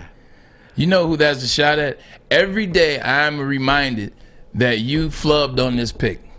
Every day I am reminded. Oh. And that is a shot at Rick Spielman. It's not a shot at Kellen Mond. Like, I guarantee you there's a great relationship there. Oh. He didn't take a shot at Kellen Mond. He took a shot at Rick Spielman. Rick Spielman, he took a shot at you, man. Yeah. That's what... That's savage right there. You will never hear a coach be that honest. You know what that is the sign of? That's a coach that knows he's done in Minnesota. He's just like it's like older folks. Like when guys get to that level, they're just old. They just no longer care. Yeah. They tell you your girlfriend's ugly. They tell you your kid's not that handsome. Because what are you gonna do? What are you gonna do about it? You gonna fire me? You gonna do? Fight me? You gonna fire me? Like as Ryan's son Solomon always says, Burn. I mean, that was really something else. I've never heard of that honesty, and that just goes to show you as well. Coaches know more than we do. Yeah. Right? How many times do you as a fan say, I want the backup? Yeah. I want the backup. All the time. I want to see the backup at this position. Chances are that the coaches are playing the best guys. I would go as far to say that 99.9% of times, there's not 100% of anything. You're talking about NFL, right? NFL or hockey or NBA? Oh, professional. Okay. Professional. Okay. That the coach is playing the best guy. That's going to come back up. If you're not playing the best guy, I don't know what you're doing. It also shows you that the coach and the GMs don't have to be on the same page. Yeah. There are a lot of situations in the NFL where the GM doesn't like the coach doesn't like the GM, or there's a lack of respect there, or there's trying to figure it out. Now, very rarely do you get a chance where they're on the same page, and it seems to be that way in Detroit. Brad Holmes and Dan Campbell seem to have a really good relationship. We'll see how that falls. But that was forced, though, too. I was just They were forced together. I was just about to say, we'll see how that matures moving forward, but right now it seems to be okay. Yes. But you can look at that relationship, and you can tell, well, we know Zimmer's not going to be here at the end of the year. And then Rick Spielman, he's been there a very long time. Like, what happens now? Like, it's going to be an interesting situation to see what happens in Minnesota, because they have completely fallen apart since losing in the NFC Championship. I do feel there's a part of me, though, that does feel that Mike Zimmer really did wrong by Kellen Mond. In terms of the comment? In terms of the comment, it's unnecessary. I think, and it's not college, it's the NFL. But here's a rookie quarterback who was drafted in the 3rd round, not some first-round guy that's not getting it. He's a 3rd-round pick, a developmental project that your organization took in the 3rd round. 2015? Last year. Oh, last year, yeah, exactly. Okay, I thought so. Mannion was 2015. Mannion was 2015. So. You're really getting inside this guy's head now, too. You've almost buried this kid's confidence, too. I mean, I think it's your job as a coach to protect the player a little bit, especially a rookie player, especially a rookie quarterback. The only thing I think that helps Mannion is the fact that, not Mannion, excuse me. The only thing that helps, Mond is the fact that Zimmer's getting fired. Yeah. Like, Zimmer will not be here after next week. And we know that. So that is a saving grace for the kids. His confidence, his mental is like, oh, you know what? He got fired anyway. He didn't know what the hell he was talking about. So that saves him. But if this was a situation where Zimmer was going to be here for a couple of years and he made a comment like this, you don't make comments like that because you damage the psyche of a young quarterback. That's like one of the easiest positions. Actually, it's the hardest position in terms of that mental. Yeah. You could damage that mental, and it's so hard to get back. We had a whole, 5 weeks worth of conversations about Jared Goff and his mental and getting back to his strength. So an individual that's not starting, that's not a first rounder, you could damage that psyche, man, and then never come back. Confidence, man. We talk about that in sports all the time. If you're a player that has confidence, you're probably playing at an elite level. If you're a player that doesn't have confidence, you're probably a fringe guy that is really on your way out or moving to team to team. Yeah, to team. You're just going all over the place until you're out of the league. It's the difference between Aaron Rodgers and Mike Glennon. Right? Yeah. Mike Glennon, boy, was he rough yesterday. I mean, my goodness, 29-3. How is he still in the getting league? Paid? God bless him. Somebody said that's why he loves Spurrier. Spurrier definitely. Spurrier, especially when Steve left Florida and he went to South Carolina, he was no holds barred. No. And Steve Spurrier didn't hold his tongue at all. I really appreciate that comment because you're not lying. Steve Spurrier was a monster at South Carolina. All right, gang. Hey, we're going to take a break. When we come back, Michigan loses 34-11 to the Georgia Bulldogs. Our analysis and what's next for Michigan, what's next for Georgia. We'll take a look at the national title game as well. Ermanni and Edwards. Woodward Sports Network, the bottom line. Fellas, football season is here. It's time to make your grooming experience easy like Sunday morning. Get to Lady Jane's Haircuts for Men. Walk in, relax, watch your favorite team play, and before you know it, your hair will be game ready. Get to Lady Jane's, open 10 to 8, 7 days a week. Walk in anytime. It's wicked awesome. Make sure you download the Woodward Sports app in the App Store and the Google Play Store today. Take Woodward Sports with you wherever you go and listen live on your phone or mobile device. Hey, gang, I want to tell you about the Foaling Warehouse. That's right, gang. Head on out to Hamtramck. It is the home of the original football bowling pin game called Foaling. Host your corporate party, team building event, or just come on in with family and friends. 2 ways to play, $10 unlimited open play. Stay the whole time that they are open. Or a private lane reservation. It's about $120 for up to 10 people for 2 hours. They have over 100 beers and a $2 mystery beer machine and multiple full bars. You bring the food or have it delivered in. Come on in. Get your foal on. Yep, we did it. We are the Foaling champs. We bought our own food there. That's right. Bought some Jets pizza. Ooh, I think we got some Happies. It was Happies. It was Happies. It was really good, too. Oh, man. Oh, man, it was good. Wicked Get the mystery awesome. beer machine. Oh, yeah. What'd you get again? Smooth Coke 45. Well, Billy D. Williams Little Billy action D over for you. there. FoalingWarehouse.com. All right. Here we go. Get loose Hey, Sam, here a little bit. Get Sam, loose. Throw me that Georgia helmet. Oh, yeah. Get loose Throw a me the little Georgia bit here. helmet. Do your stretches. They get to be on the desk by themselves. They get to be up there by themselves. Yeah. Thank you, sir. Here, can I have that? Here you go, buddy. Oh, my goodness. So, gang, let me tell you, Michigan obviously lost, if you haven't heard by now. They lost 34-11 to the Georgia Bulldogs. Man, Braylon, I'm going to get you first crack at this thing. Man. A lot of people wanted to hear your analysis. Maybe some want to hear about mine. I will tell you, though, in this game, it was one of the worst officiated games I'm kidding. You better stop it. They're going to take that small little sound bite and they're going to loop it. Right, I'm kidding. I'm kidding. Go for it, man.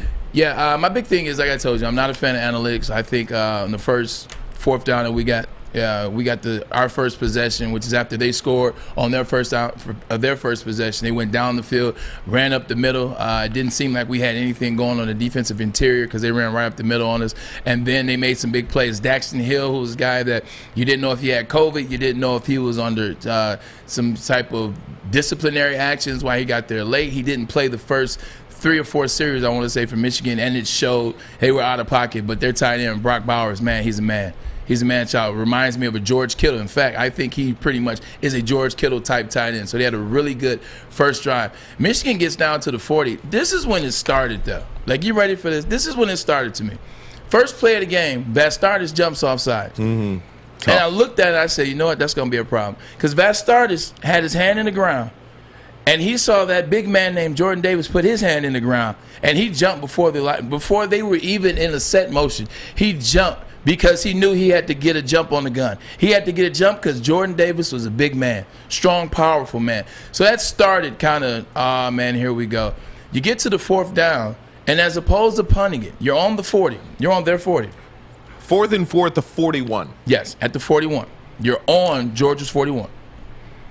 Punt. This is where I'm going to start the conversation. Punt.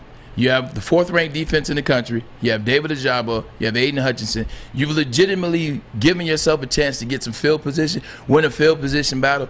They haven't proven on offense that they're world beaters. Stetson Bennett hasn't proven that he's a guy that's going 95. Their running backs are by-committee running backs now. We saw how good they were in the game. But at this particular moment, you know that the tight end is the player. Outside of that, they have some guys that haven't really necessarily stepped up yet. Why go for it? Now you go for it. Now you don't get it. Now you put Georgia comfortable in a sudden change position on the 41. After they've already scored on you, they went down the field and proven they can score on you. Now you put them at the 40. You shorten the field, and they score 3 plays later. Now it's 14-0. Now they never recovered, and they played panic football. And then you saw Georgia be faster than Michigan. You saw with Blake Corum. They tried to throw Blake Corum a swing pass to the sideline. You saw Nakobe Dean look like Usain Bolt going field to field, getting him in the backfield. Try to throw him a little tall sweep in the backfield to the left. Jordan Davis, 350 pounds, 6'5". You wouldn't have known about how fast he got to Blake Corum in that backfield. They dominated up front in defensive line to the offensive line early on in the game. They didn't. My problem with Michigan is they didn't use Hassan Haskins in the first 5-6 series. They all was Donovan Edwards, And it also was Blake Corum. Blake Corum, you saw early on, the stuff that usually works for Blake Corum when we play against Ohio State, when you play against Iowa, when you play against Indiana, that stuff wasn't working early. Got to get away from it. You got to go to your bigger back. You got to make the game a little bit easier. Got to get down the field, not lateral in the backfield. They're the SEC for a reason. Now, they may have had an average year in the SEC. Them jokers can run. They always have been able to run. This is another thing we talked about. He talked about if Cade McNamara struggles in the first half, will he be loyal and stay with Cade, or will he pull the trigger and go to J.J. McCarthy? You saw what happened with Nick Saban, with Jalen Hurts, and Tua in the national championship game against Georgia. Jalen Hurts had struggled in the SEC championship. He put it in his mental Rolodex. Jalen Hurts struggled in the first half, and he benched him and put Tua in. Same thing happened with Cade. Cade looked bad in the first half of the Iowa game. Outside of the running game, outside of the trick plays, Cade looked average. Missed a lot of throws, a lot of passes he left out there. A lot of times he took the sack when he didn't have to. Same which he did in this game. Took some sacks when he didn't have to. You got to pull the trigger on it early in the game and put J.J. McCarthy in. I think that gives you the best opportunity to win games. You saw the pass that he put in there against three people to Eric All. Is one of the best passes I've seen this year. At the end of the day, Michigan played a team that was better on that day. I think Georgia is if Michigan were at their best, Georgia was at their best. I think Georgia's still a little bit above Michigan. I think the speed came in. Getting down 14 to zip didn't hurt. Because you look at the second half, they only scored twice. Once, I think. They scored once. Yeah. They scored once in the second half. Michigan got stops. Michigan got the stops necessary. You throw the interception in the first half in the red zone, then you throw the pop-up interception again where you can't make plays like that. I haven't seen Cade throw a pass like that since early on in the season. It was frustration. It was the frustration of not being able to get to where you want to be, not being able to understand how fast this team is, not being able to have played speed and the team like this all season. You saw the frustration. Last thing I'm going to say is, because we'll get to how good the season was later. We can do that tomorrow. This is about they lost, so they got to take their lumps. With Georgia and Michigan, man, you just watching the game, and finally, like Michigan all season, you're wondering, where's their star wide receiver? Like, they didn't have one.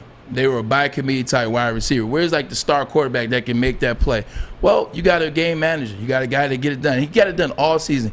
Finally, they got to a game where they needed a stud wide receiver, and they just didn't have it. You needed Ronnie Bell.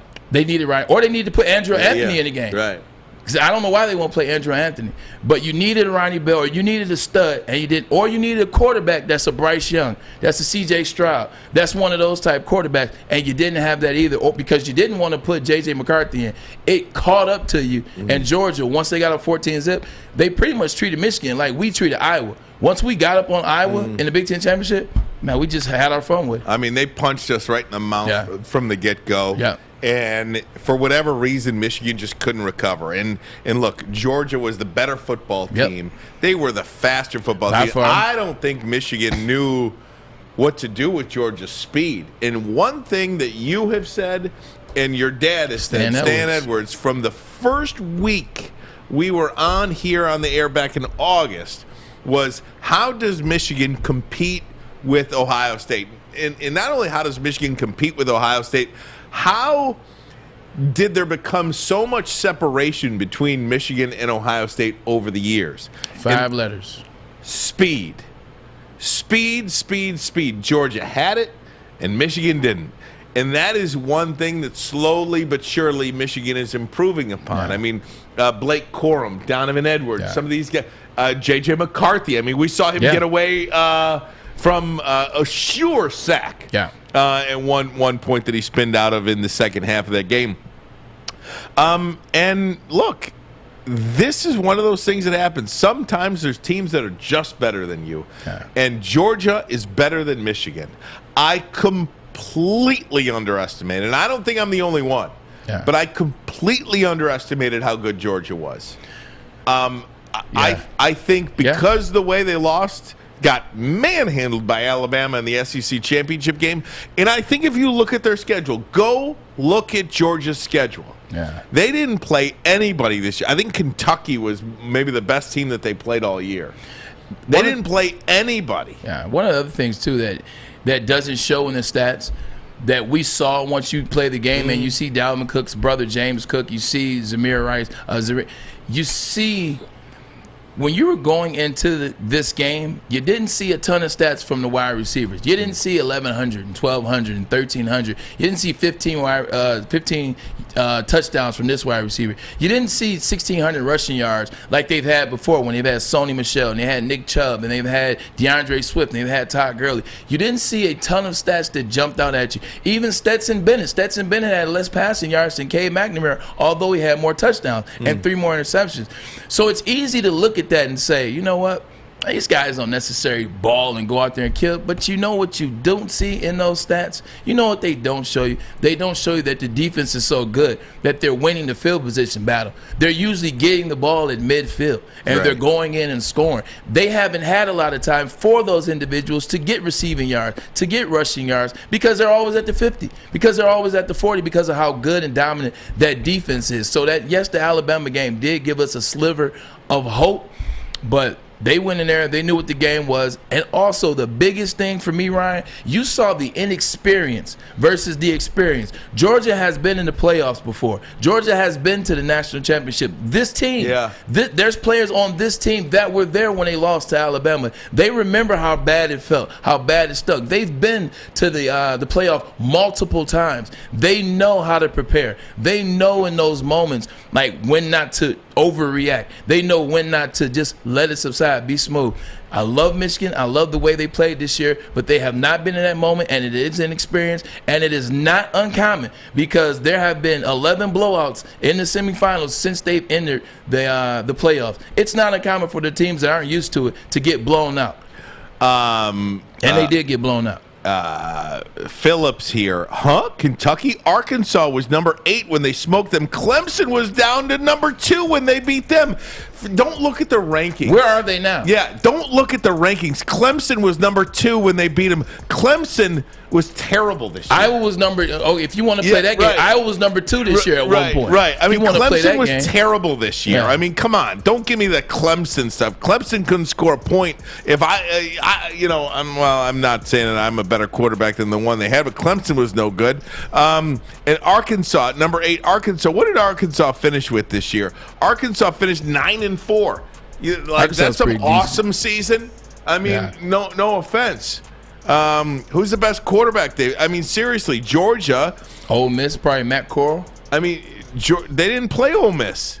Did they? Let me see. I don't think they played Ole Miss. I got to find this out real quick. Hold on. Best quarterback they played was the SEC championship. They did not play Ole Miss this year. Yeah. So the best quarterback they would have played was Bryce Young, but that was at the end of the season. Yeah.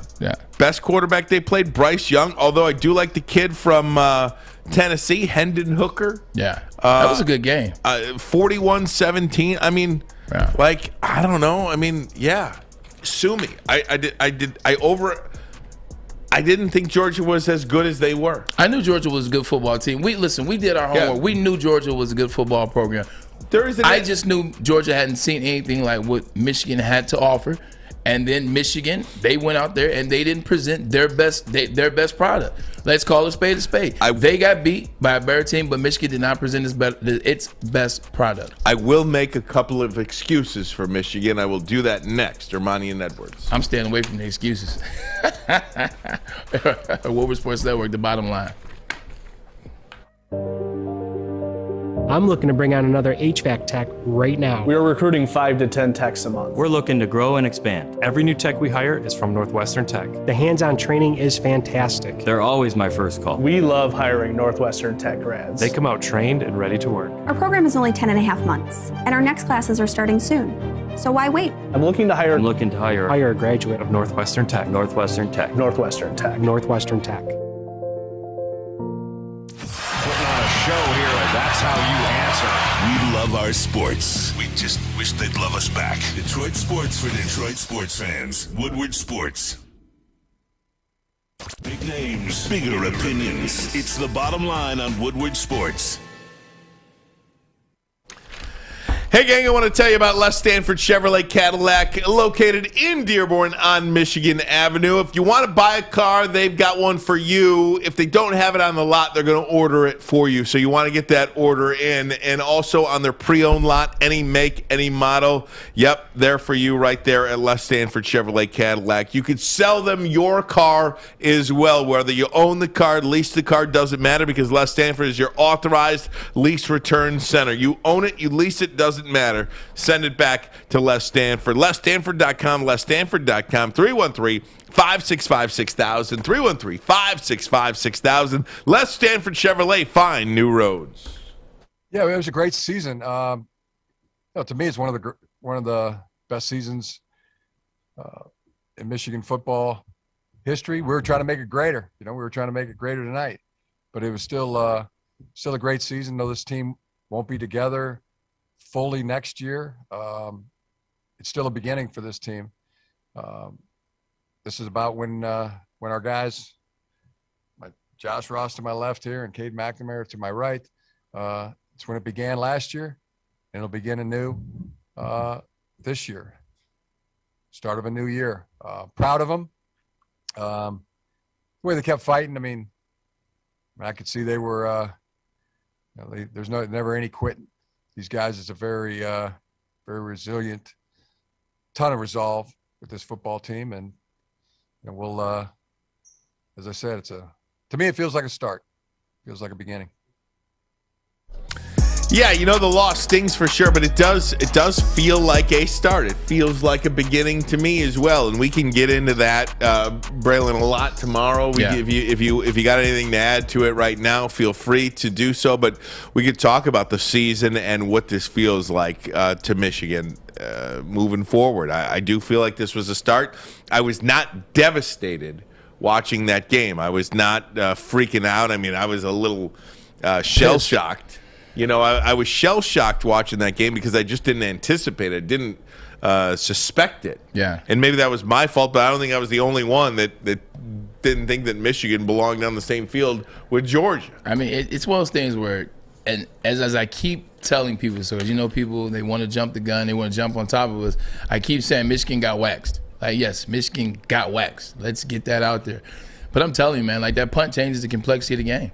Literally, you punt that ball right there. You put if this is 5 years ago when the punt still was the thing, you punt the ball down there. You pin them inside the 10. You change the way they think. You change the way that they're calling plays on offense. You change the way and what they're gonna do. Now you can play the field position game. Now you can potentially get back field position and stay comfortable. It seemed like after they missed that, Jim, it seemed like it was panic football from the coaching staff to the players, and you just saw the difference. Don't get me wrong, Michigan made some plays too. J.J. McCarthy's 2 throws to Eric All, Jesus Christ, they were beautiful. And Eric All came up big, made those catches. He wasn't afraid. Look at Roman Wilson. He cooked number 11. Yeah. You talking about how fast they are? Yeah, they're fast, but he got cooked by number 14, and it was man-to-man. It wasn't some double move, some sneaky stuff. Hit him with a good route. He cooked him. He got by him. They stopped him in the second half, and I know they weren't out there trying to play fully. They were trying to run the clock out. They still want to put points on the board, and they didn't. Michigan had opportunities. That punt changed the complexity. It went from a really good game, it could have been, if they punt that ball, to an ass-whooping. One of the things that struck me... 2 interceptions in the red zone? Come on. One of the things that did strike me a little bit, because this team has played big games before. I think the Ohio State is a big game before 15 million people on one of the most, prior to the college football playoff, the most watched college football games of the year. It seemed like the moment was too big for these guys. Yeah. It really did, including... for Jim Harbaugh in making that decision on 4th down. The moment was too big for Jim Harbaugh on that stage. The moment was too big for Cade McNamara throwing. What are you doing throwing the interception? He closed his eyes. Close your eyes and throw it up, that first interception. What about the unnecessary sack he took when the crossing route was wide open? Vincent Gray, stop. I don't understand what he was doing on that long touchdown pass. What do you do? He stopped. I didn't it seemed like you could point to 3 or 4 or 5 or 6 different plays in that game and be like, it almost appeared that the moment was too big for these guys. You know what that Vincent Gray play is? With that Vincent Gray play, you know what that is? How many times all season has Vincent Gray been in coverage that long? Been challenged? No. How many times all year has he been in coverage that long? Typically, because think about it, he played off coverage on that play. He played off coverage by about 7 yards, and then got into the route, and then got in phase with the wide receiver, and then turned with the wide receiver and still start running. Typically, Ojabo or Aiden Hutchinson already has the quarterback on the ground by then. He's already down. The play's already over. So for Vincent Gray in that moment, he's like 1,000, 2,000, 3, 1,000. He got the 10 1,000 and was like, it's got to be, oh, shoot. It's over my head now. He's not used to that. I think I heard Aiden Hutchinson's name once, and I heard Ojabo's name 0 times. Ojabo had one play, Aiden had one play. Aiden had to play on the sideline. They tried to throw the ball to Zamir, to Cook. Oh, yeah, that was the one where he dropped back in coverage right away. Yep. So, yeah, I mean, here's a good question. Yeah. And not to cut you off. I'm sorry, my brother. That's all right. To cut It's you good. Off. You're my That's brother good from another discussion. mother. Good discussion. I'm here for it. What did Aiden Hutchinson do to his draft stock in this game? And what happened with Thibodeau's draft stock by sitting at home? Yeah, I don't know. Just a question. I know. And it's going to be talked about for the next 4 months. Because so let's get ahead of it. Obviously, I think that Aiden Hutchinson's body of work was really good. Yeah, damn good. Damn good. I think in a year where there is no Trevor Lawrence, where there is no Joe Burrow, I think that elevates the defensive ends. I agree. You know, I mean, is Aiden Hutchinson better than Chase Young? No.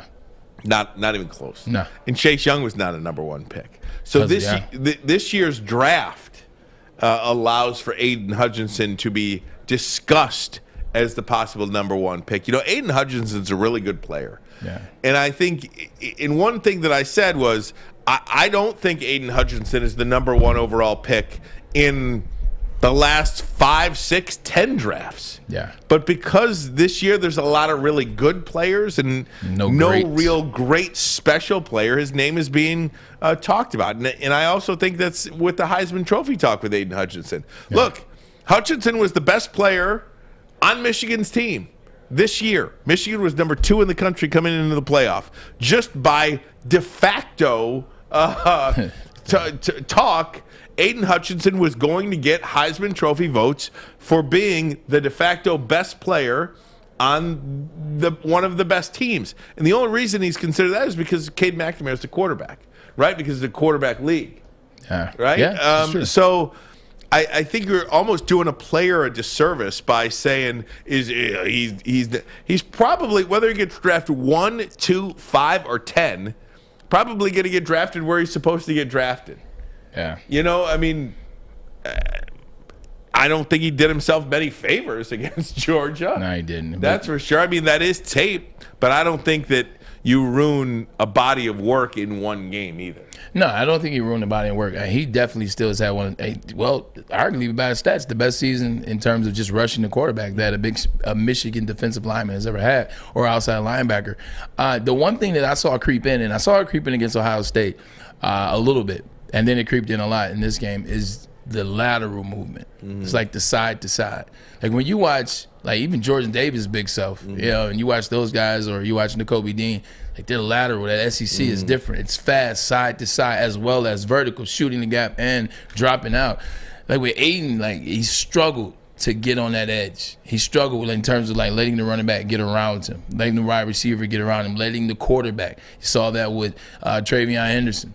You saw that with C.J. Stroud, who's not that fast. You know, you saw that with Zamir. You saw that with James Cook. So that's the one thing I did see is the lateralness to side. But he's still an amazing player. He still is an amazing player. And I don't think, based on what you said about what this draft is, he didn't hurt his draft stock.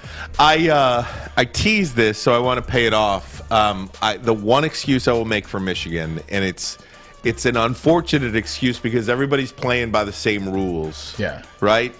But I don't think you can play your best football game a month after you play your last football game. It's almost like a bye week in the NFL. How many teams come out sluggish in the first quarter, the first half of that game after a bye week?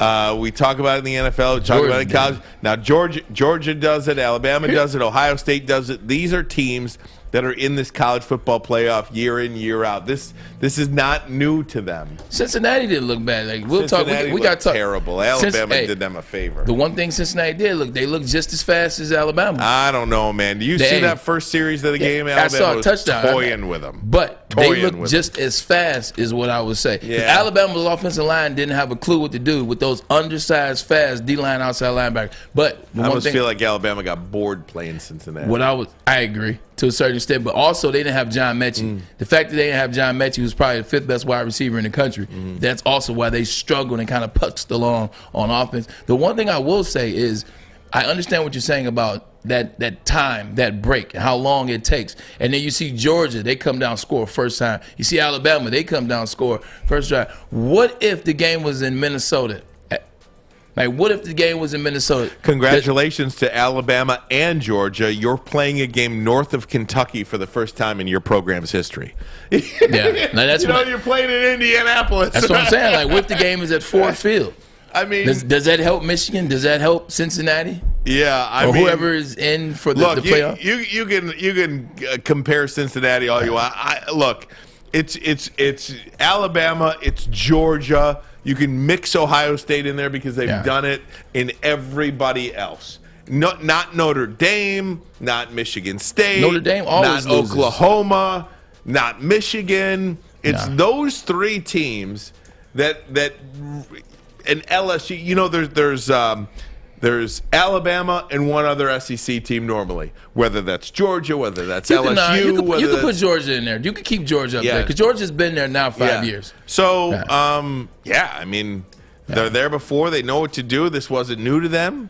It is what it is. Michigan got their teeth kicked in a little bit and probably now know what they're up against. That's the other question. I know we're getting to a break, but that will be the question more of a tomorrow conversation is, did you see enough out of Michigan? Like, do you think Michigan can sustain where they are now and build upon that moving forward? Or do you think it's going to be a struggle trying to replace Ojabo, trying to place Aiden and get back to where they were this year? Was this lightning in a bottle is the question. Well, we could talk about that tomorrow. I do want to talk about that Alabama-Georgia matchup a little bit, just an early preview of that game. And, look, with John Mechie out, that does change things. They do look different. Bryce Young looked almost human. Yeah. 187, 2 touchdowns, an interception. Like, he looked very pedestrian. Like, if Brian Robinson didn't have the game he had, who knows what could have happened in Dallas. No doubt.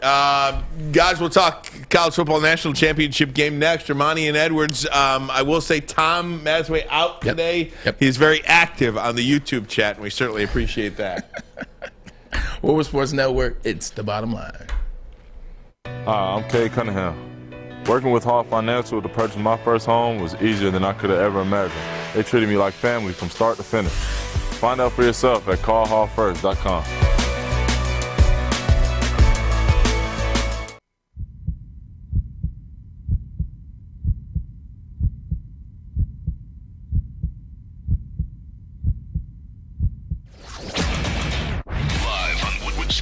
It's the Lions pregame show, covering everything you need to know for game day. Join Pros and Joes as we cover our hometown Detroit Lions. Oh, man. Talking about over the holiday, Gypsy Vodka was a massive hit on Christmas and New Year's Day as well as New Year's Eve. It's amazing. I won't be able to enjoy it for the next 30 days because I am doing a dry January. God bless. God bless you, man. You got to start off the right way. Yeah. But I will tell you, for those that aren't doing dry January, Gypsy Vodka is where it's at. Michigan's gluten-free vodka. Adam and Mike, they did it right with this one. 50 formulas went into making this thing. That means 49 times they looked up and said, still not right. Still missing something. And on the 50th time, guess what? By God, they got it right. Corn distilled 6 times with artesian spring water. Jesus, this stuff is darn good. Go into your local neighborhood liquor stores right now. Say, hey, I want to buy all that Gypsy Vodka because Braylon said it was good, and they will have it for you. Remember, again, if you're going to drink responsibly. Always. All right, very good. Alabama and Georgia in the national championship game. Talk to to me about this one just quickly. Are you excited to see this rematch? I mean, I think most people don't want to see the rematch. I'm not sure how highly rated this game will be. This is my thoughts on it. I want to see it just from the standpoint that, it's Saban, it's Smart. Smart has axe to grind. He's trying to beat Saban, as they all are. Their defense in Georgia is really good. The thing that I'm not looking forward to, there's not a lot of I preface this with ease. It's not a lot of superstar power in this game. Usually when these teams play, like, you're looking at a backfield that has 3 first-round draft picks at running back, or at least 2 and then in a second round. Like, with this one, it's not high-powered at quarterback. John Mechie is out on Alabama side. Will Anderson is amazing. I do want to see him go against that Georgia offensive line. But I feel like I saw it already, and for some reason, it just doesn't have the draw that it did the last time they did this. I'm less excited about watching this game. Number one, because it's a rematch. Number two, with Mechie out, I do think it's slightly intriguing, because I don't think Alabama looked all that great against Cincinnati, other than the fact that they just ran the football on them at will. And guess what? Guess who they're not going to do that on? They're not going to do that against Georgia. Which makes them pedestrian. So, being honest, this could turn into a beatdown. I'm not saying that because they beat us down. This could turn into a beatdown, and that's what I watched that Cincinnati game. I don't think you're giving Cincinnati enough credit. Cincinnati had opportunities, man. They could have put Alabama in a bind to win that game. Who knew Brian Robinson was going to run the ball that well for Alabama Crimson Tide? That's the saving grace that they had in this game. Not to mention they can find a wide receiver if they need it, because, oh, by the way, they are Alabama. But I'm telling you, man, like, what I saw out of Georgia has 3 running backs. Stetson Bennett, they said he couldn't win the big game. Well, he looked damn good to me, because he looked in control and he looked comfortable. He looked comfortable because his team and his coach allowed him to be so. Not to mention Nakobe Dean, side to side. That's not working, Brian Robinson. Big Jordan Davis up front. Yeah. It could be a blowout in an ugly game. I don't want to watch an ugly rematch. Yeah, I don't either. But, Alabama, too, you know how we say that Michigan just couldn't compete with Georgia in terms of speed? Yeah. Just didn't have it, can't compete. I don't think Cincinnati can compete with Alabama up front. Cincinnati, on the offensive and defensive line, that first drive was very talented. They ran the ball every single play until the touchdown pass that capped off that, and 301 yards rushing on 47 carries. Yeah. They rushed that ball 47 carries. They were like, you know what, we're just going to turn around and hand the ball off. We're probably not going to win 50-0, but we'll win 27-6. I mean, Cincinnati couldn't score a touchdown. Now, again, if you want all the Michigan haters out there that take glee in seeing Michigan lose the football game, great. I mean, Michigan couldn't score until the end either. I mean, 5 consecutive turnovers. 5 consecutive turnovers. And for we're Michigan. there, too. And put themselves in position. They were in the red zone. They got down. They got close enough. They couldn't get it done. So and kudos to Georgia. For you kids out there, by the way, interception, fumble, and then turnover on downs. 5 consecutive possessions ended in 5 consecutive turnovers. You're not going to win the game that way. But yeah, I don't particularly see this one. Look, I love football. I love college football. I hate that the game's on a Monday night. First of all, I think a college football game should be played on Saturday. I don't know why they play this game on Monday night, but it is what it is, and I'm rooting for Alabama to win the game. Non-compete. I'm rooting for Alabama. I don't like Kirby Smart.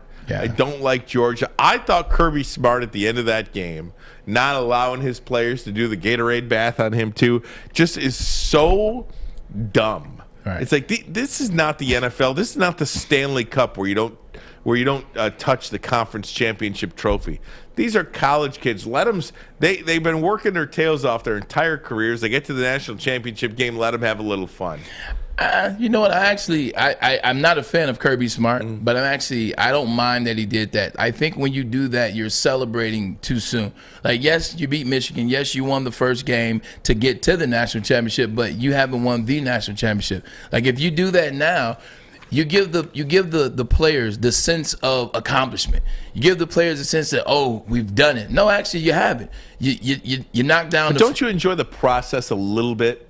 Yeah, I enjoy the process, but don't do the Gatorade, because the Gatorade it's the national championship. It's when you win it all. Like, you don't dump the Gatorade in the first round. Like, do you see LeBron dumping the Gatorade on him on the first round? I mean, they don't do it anyway, but you don't do that in the first round, because now you've reached your peak. It's almost like you've told your kids, hey, it's okay to accept that, hey, we got there. We're celebrating just getting there. And you're creating a mindset that's not a winning mindset. Like, I would have told my players the same thing. Hey, when we win, because that's going to be how I phrase it, don't pour any Gatorade on me. You pour Gatorade after we beat Nick Saban's ass. That's when you pour Gatorade. And they're begging you to take Nick Saban in Alabama. I mean, Georgia's a 3-point favorite. I mean, they're begging you to take Alabama in this one, which always seems a little fishy. Nick Saban as an underdog is never a good proposition. He's only lost to one team in the national championship, and that was Deshaun Watson and Dabo Swinney and Travis Etienne, who never gets credit for those national championship runs.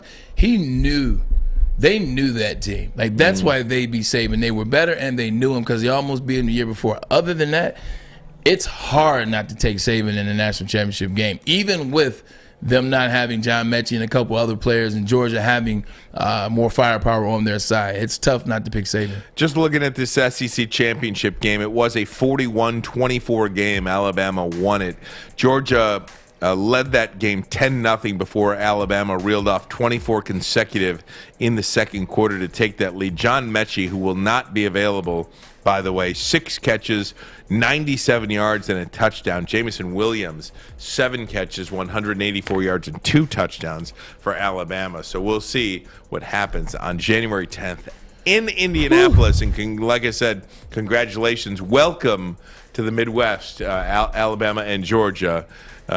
It's nice around here. You should come up and try to play sometime, perhaps. Hey, I'm just saying.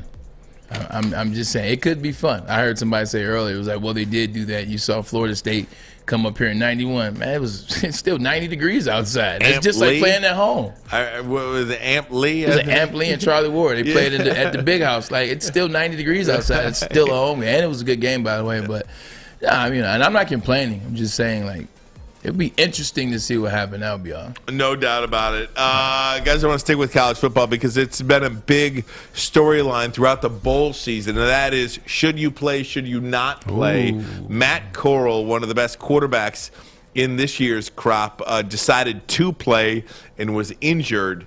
There is news on his injury today. We will get that to you and have the conversation. Should they or shouldn't they play? This is Ermanni and Edwards. Woodward Sports Network, the bottom line. Okay, you thirsty little spin goblins. I want you to pedal into the next dimension. Spin it! Spin! Spin! Uh-oh! Carmen's falling behind. Let's give her the hiss of shame. Spin! Spin! Spin till you bleed! Don't ride the bike of shame. Come to Planet Fitness and find your own lane with tons of equipment, free fitness training, and no hissing. Join today for just $10 a month. And a miraculous catch! Follow us everywhere. Just search Woodward Sports on YouTube, Facebook, Twitter, Twitch, IG, and more.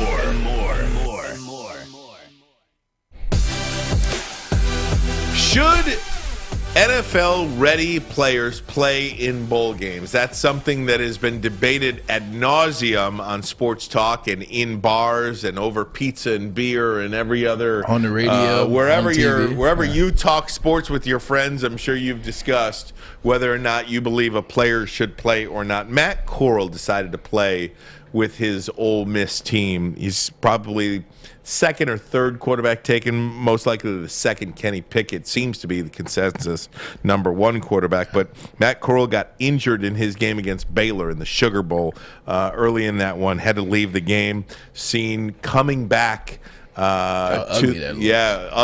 Seen coming back on crutches, tears in his eyes a little bit. You didn't know how bad it was. Lane Kiffin, Ole Miss's head coach, tweeted today, "Good morning. Hope you have had an amazing Monday. Matt Corral will be great. His x-rays are negative," and then goes on and says he'll be just fine. So that is the good news.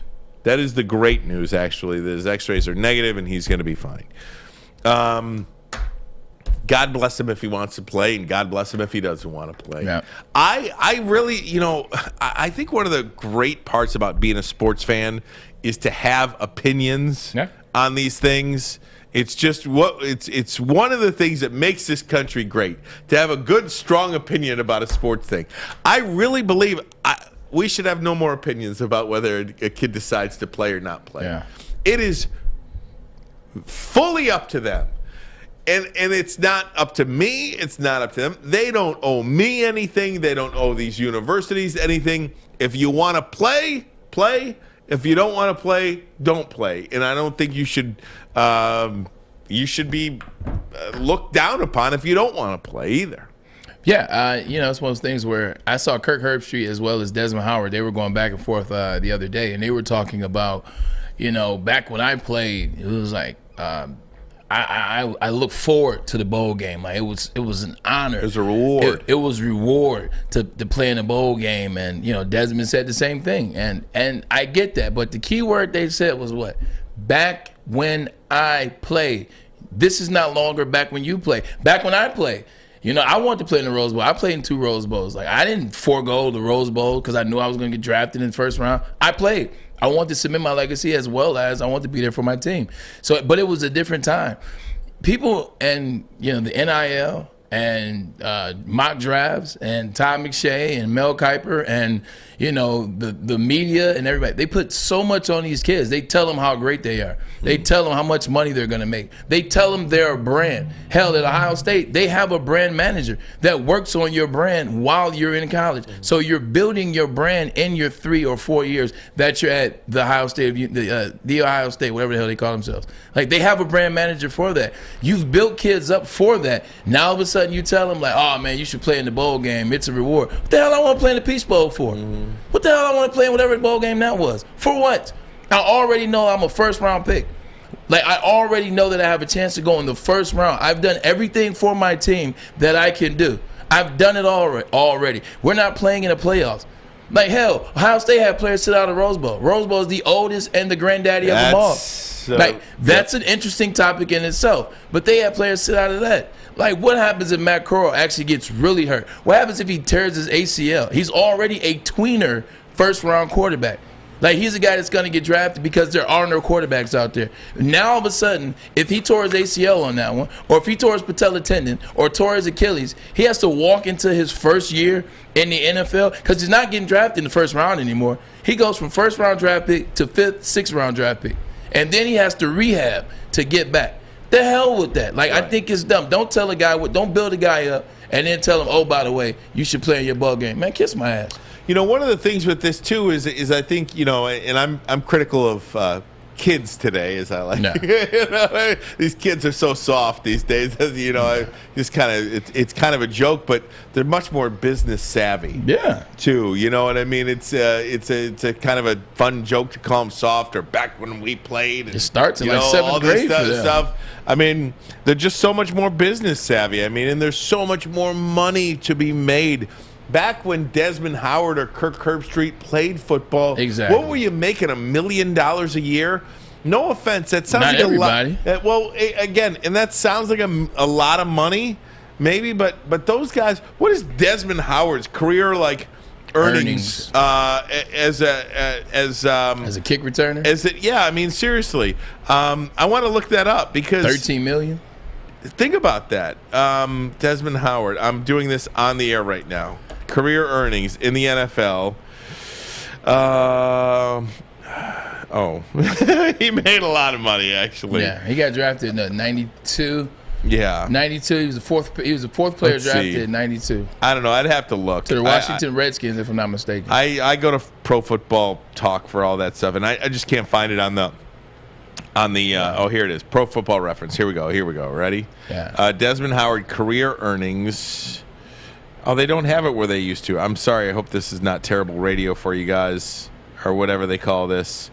If you're not mad. Yeah, sorry guys, I can't find it. It's not where I normally look. So, yeah, and just read what Benjamin said. If you're mad at somebody doing what's best for them, then you're a hater. Plain and simple. Yeah, and I just don't think it's got to be like that anymore. If you're mad at somebody that's doing the best for them and their family, yeah, you're plain and simple. You're a hater. I give you an example. Let's just stick with Matt Corral. Okay, Matt Corral, potential first-round pick. Okay, let's say his situation growing up. Let's say poverty. Say poor. Let's say his family is poor. Mm-hmm. Like with one stroke, with one call out on April whatever day in Vegas this year, like he has the opportunity to change his family's position, his family's situation. He can help his family. He can provide some wealth in the future. He definitely can provide money right now, a level of comfortability right now. Like he has earned the position to do so in April. And you mean to tell me it's more important to play in some bowl game that doesn't matter in the grand scheme of things because fans want him to play? Well, again, that's something now that he gets hurt. Now he's not going to make that million and change his family's life. Now he's out the league in 2 years. Again, I fully believe this is up to the player and their family now. And if he wants to play, God bless him. If he doesn't want to play, God bless him. Yeah. You should feel no different about a player no matter what they decide to do because it is up to them. And there is so much more money at stake now. Generational wealth is at stake for so many of these players, not just a couple of $1 million. And I don't mean to throw that term, a couple of $1 million loosely around. So many people would love to have an opportunity at making a couple of $1 million. Yeah, but $2 million and $100 million are two different things. It's okay to say that. Yeah. $2 million is and not $100 million, two different things. Generational wealth. I mean, you're setting up your grandkids when you make, that kind of money. Yeah. And I just look, this is a big thing. Now I will say that if bowl games do not want these players to sit out, whether it's the Rose Bowl or whatever else, you should come up with some sort of payment option. Yeah. You think the amount of advertisement spent on the Rose Bowl game on January 1st to have none of that money go to C.J. Stroud or Jackson Smith and Jigba? 347. Come on. 347, 3 touchdowns. Pay those guys. There are a way now. There is a path now through the NIL to have these bowl games pay the players. Yeah. The bowl game itself, not the school, the bowl game itself to pay these players. Give these players a piece of that multi-million-dollar pie. Here's a good question. How long before we get to the point where, because C.J. Stroud's only a sophomore, so technically he couldn't enter this draft, and neither can Jackson Smith and Jigma. So that's why they played. And obviously it worked for both of them because 347 and 3 touchdowns, I think he's tied for the Rose Bowl lead of all time. 3 touchdowns in one game, who I share him with. But how long before we see a player opt out his sophomore year? I don't think you'll do that. I mean, maybe there's no such thing as 100%.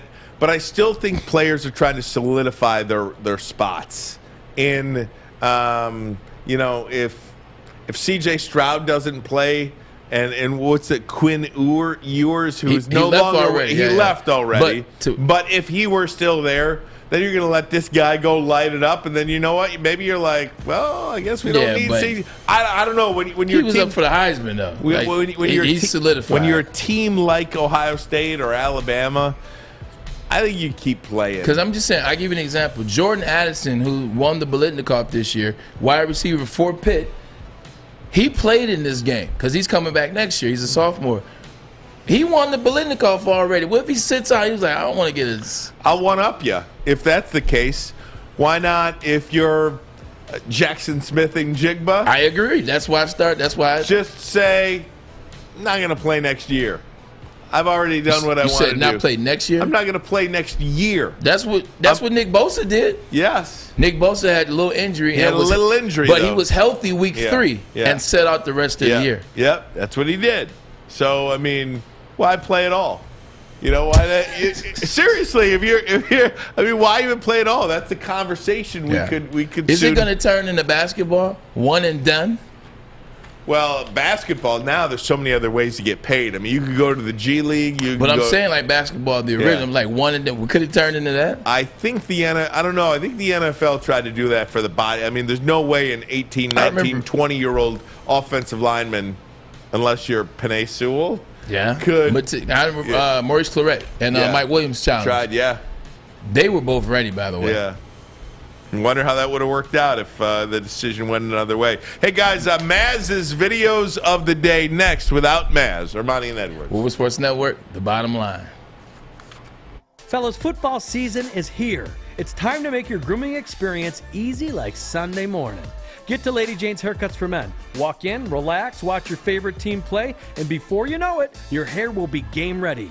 Get to Lady Jane's, open 10 to 8, 7 days a week. Walk in anytime. It's wicked awesome. Make sure you download the Woodward Sports app in the App Store and the Google Play Store today. Take Woodward Sports with you wherever you go and listen live on your phone or mobile device.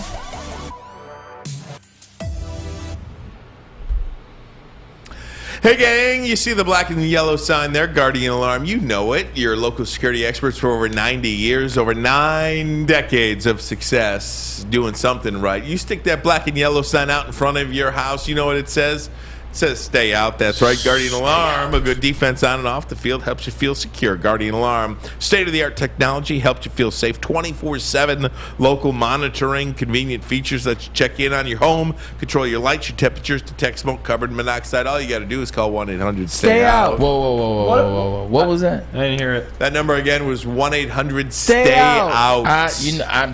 It's something in my left ear. I still quite can't hear it. It's called 1-800-STAY-OUT. Get out of here! Stay out! Stay out! Guardian Alarm. And don't you come back. 1-800-STAY-OUT. No more. Guardian Alarm, your local security experts. And stay out.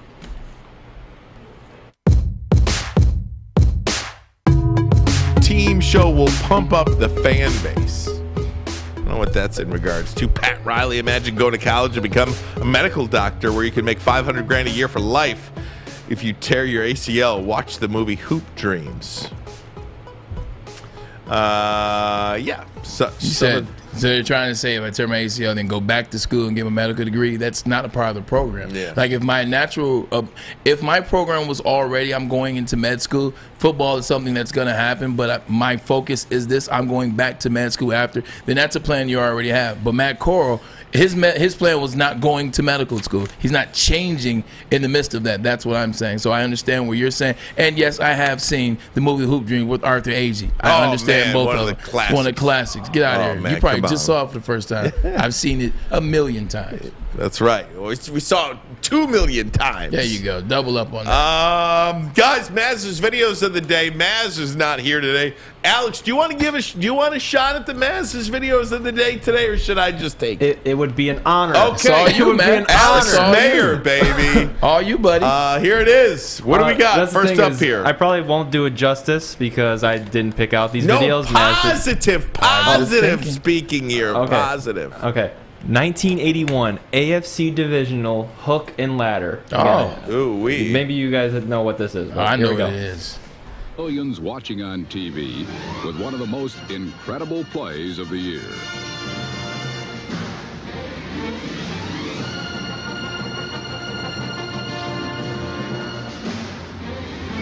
Time ran out in the first half as Tony Nathan galloped into the end zone. Taking a page out of the schoolyard playbook, the Dolphins had turned a short completion into a 40-yard touchdown, and suddenly it was 24-17.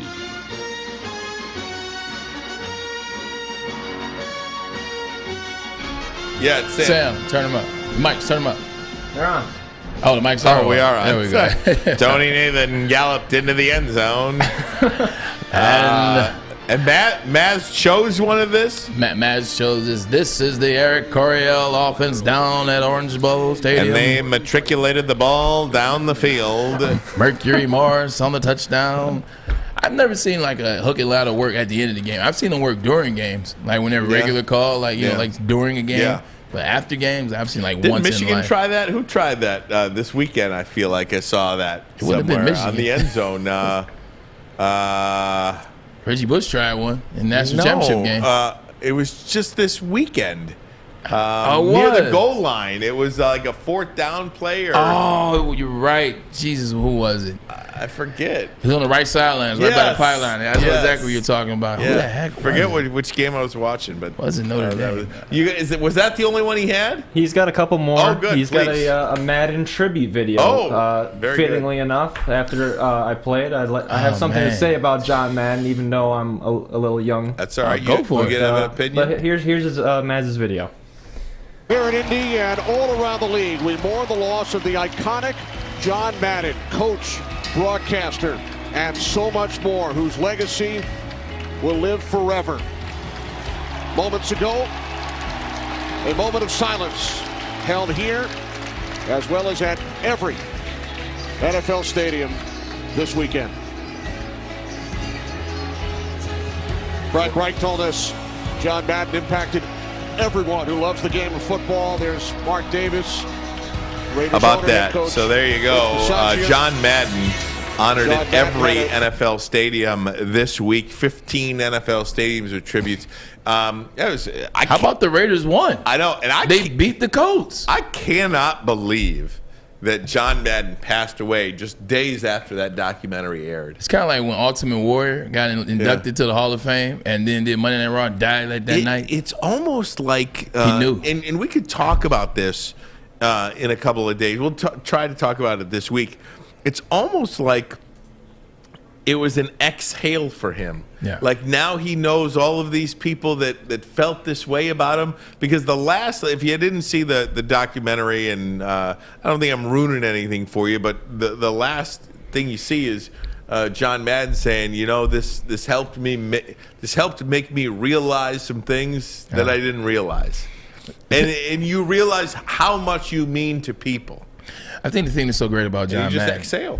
The thing that was so great about John Madden, rest in peace, is he just touched so many different eras. Like, you can, each era, each person has a different reason why they love John Madden. You know what I'm saying? Like for Maz, it can be, the infamous Raiders Super Bowl win and them hoisting him off. For Alex, it can be the video games. You know what I'm saying? For you and me, it could be the turducken. And I'm not calling you young, Alex. I'm not saying that's why. I'm just using that as an pretty example.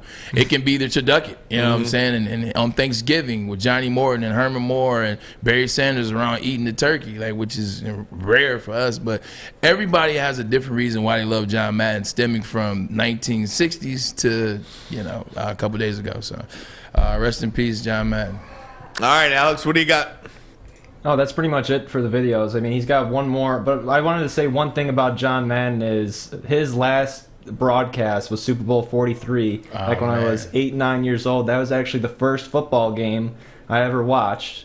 And it was a couple years soon after is when I got into the Madden video game franchise. And the New York Jets were my favorite team to play with. And I cannot tell you how many touchdowns I scored with Mark Sanchez throwing to one guy named Braylon Edwards. Wow. So I just wanted to say shout out to Braylon. And that's something. For being such a great... now I need to look up your Madden rating in Madden 11. Did you ever play that? Do you ever play yourself? I stopped playing. I was only playing fun games like Guitar Hero. But when I first got to the NFL, when I first got to the NFL, I was playing myself all the time. It's just like you wait to be on Madden. Like I heard Shannon Sharp talk about it. It was like nobody cared about making All Pro. Nobody cared about making NFL All Pro. Everybody wanted to make the Madden team. Right. Like that's what you wanted to make. You didn't care about All Pro. I made second team All Pro 2007 season. I wanted to make All Madden. So I missed about 3 spots, but yeah, man, that's crazy. That's great stuff. That is stuff. I actually got one more video. This is my own doing. This isn't Maz. All right, let's see it. I was gonna do this as our closer, but I want to get your guys' reaction on it because it actually shocked me yesterday. This is Jalen Hurts walking off the field. Yes, oh my God, this is great. After the Eagles beat the football team. Football team. They had a good run this year. Take a look at this. This is great.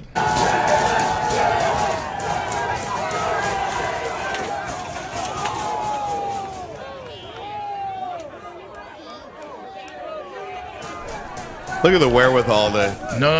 You know what's crazy about this? Just imagine if Jalen Hurts is slightly more over to his left and that knee caves into his left knee. Holy shoot. I know. Like if that cave, just think about that. If that caves into his knee. If you look at it from that angle. He's this close. This close. To being, oh my God. This close. He'd have been like Alex Smith, man. Eagles are going to the Super Bowl. I'm Edwards. He's Ermanni, and we're ending on that. Watch out for the Eagles, man. Now, I will agree with you. Watch out for the Eagles. I will agree nobody wants to play them, but what? Watch out for the Eagles. That's all I'm saying. That's all I'm saying. Watch out for the Eagles. Hey, man. Okay? It's not my official pick. Watch out for the Eagles. What's in that cup? What is in that cup? Clip it. Watch Everybody's out for the not Eagles. having a dry January, I see. Braylon, great to be back with you. Great to be back with you as well. Big week ahead here. Big year ahead on the Woodward Sports Program. Listen to the guys in the morning Woodward, then Big D Energy, us. We've got a lot going on. Woodward bets after our show tonight. So we got a lot going on here at Woodward Sports. 2022 is the year of Woodward. Yes, it is. Yes, it is. I'll make this one simple, and then we'll start tomorrow. 2022, the bottom line is coming, and so is Woodward Sports. I'm Edward. He's Ermanni. He's Sam. I will say, Alex. Steve doesn't think that the Eagles are coming. Eagles are not going to the Super Bowl. Come on, Steve. Come on, man. Don't hate, man. Football Maz, team. we love you. We'll see you soon, buddy. Come back tomorrow, Maz. Please, please, please, please, please. All right, man. I'm up. Quit. I've never seen a guy leave a field like that, and is this the last strike for him? He is no longer a Buck. All right, that's the end of the story. Let's talk about the guys that went out there and won the game.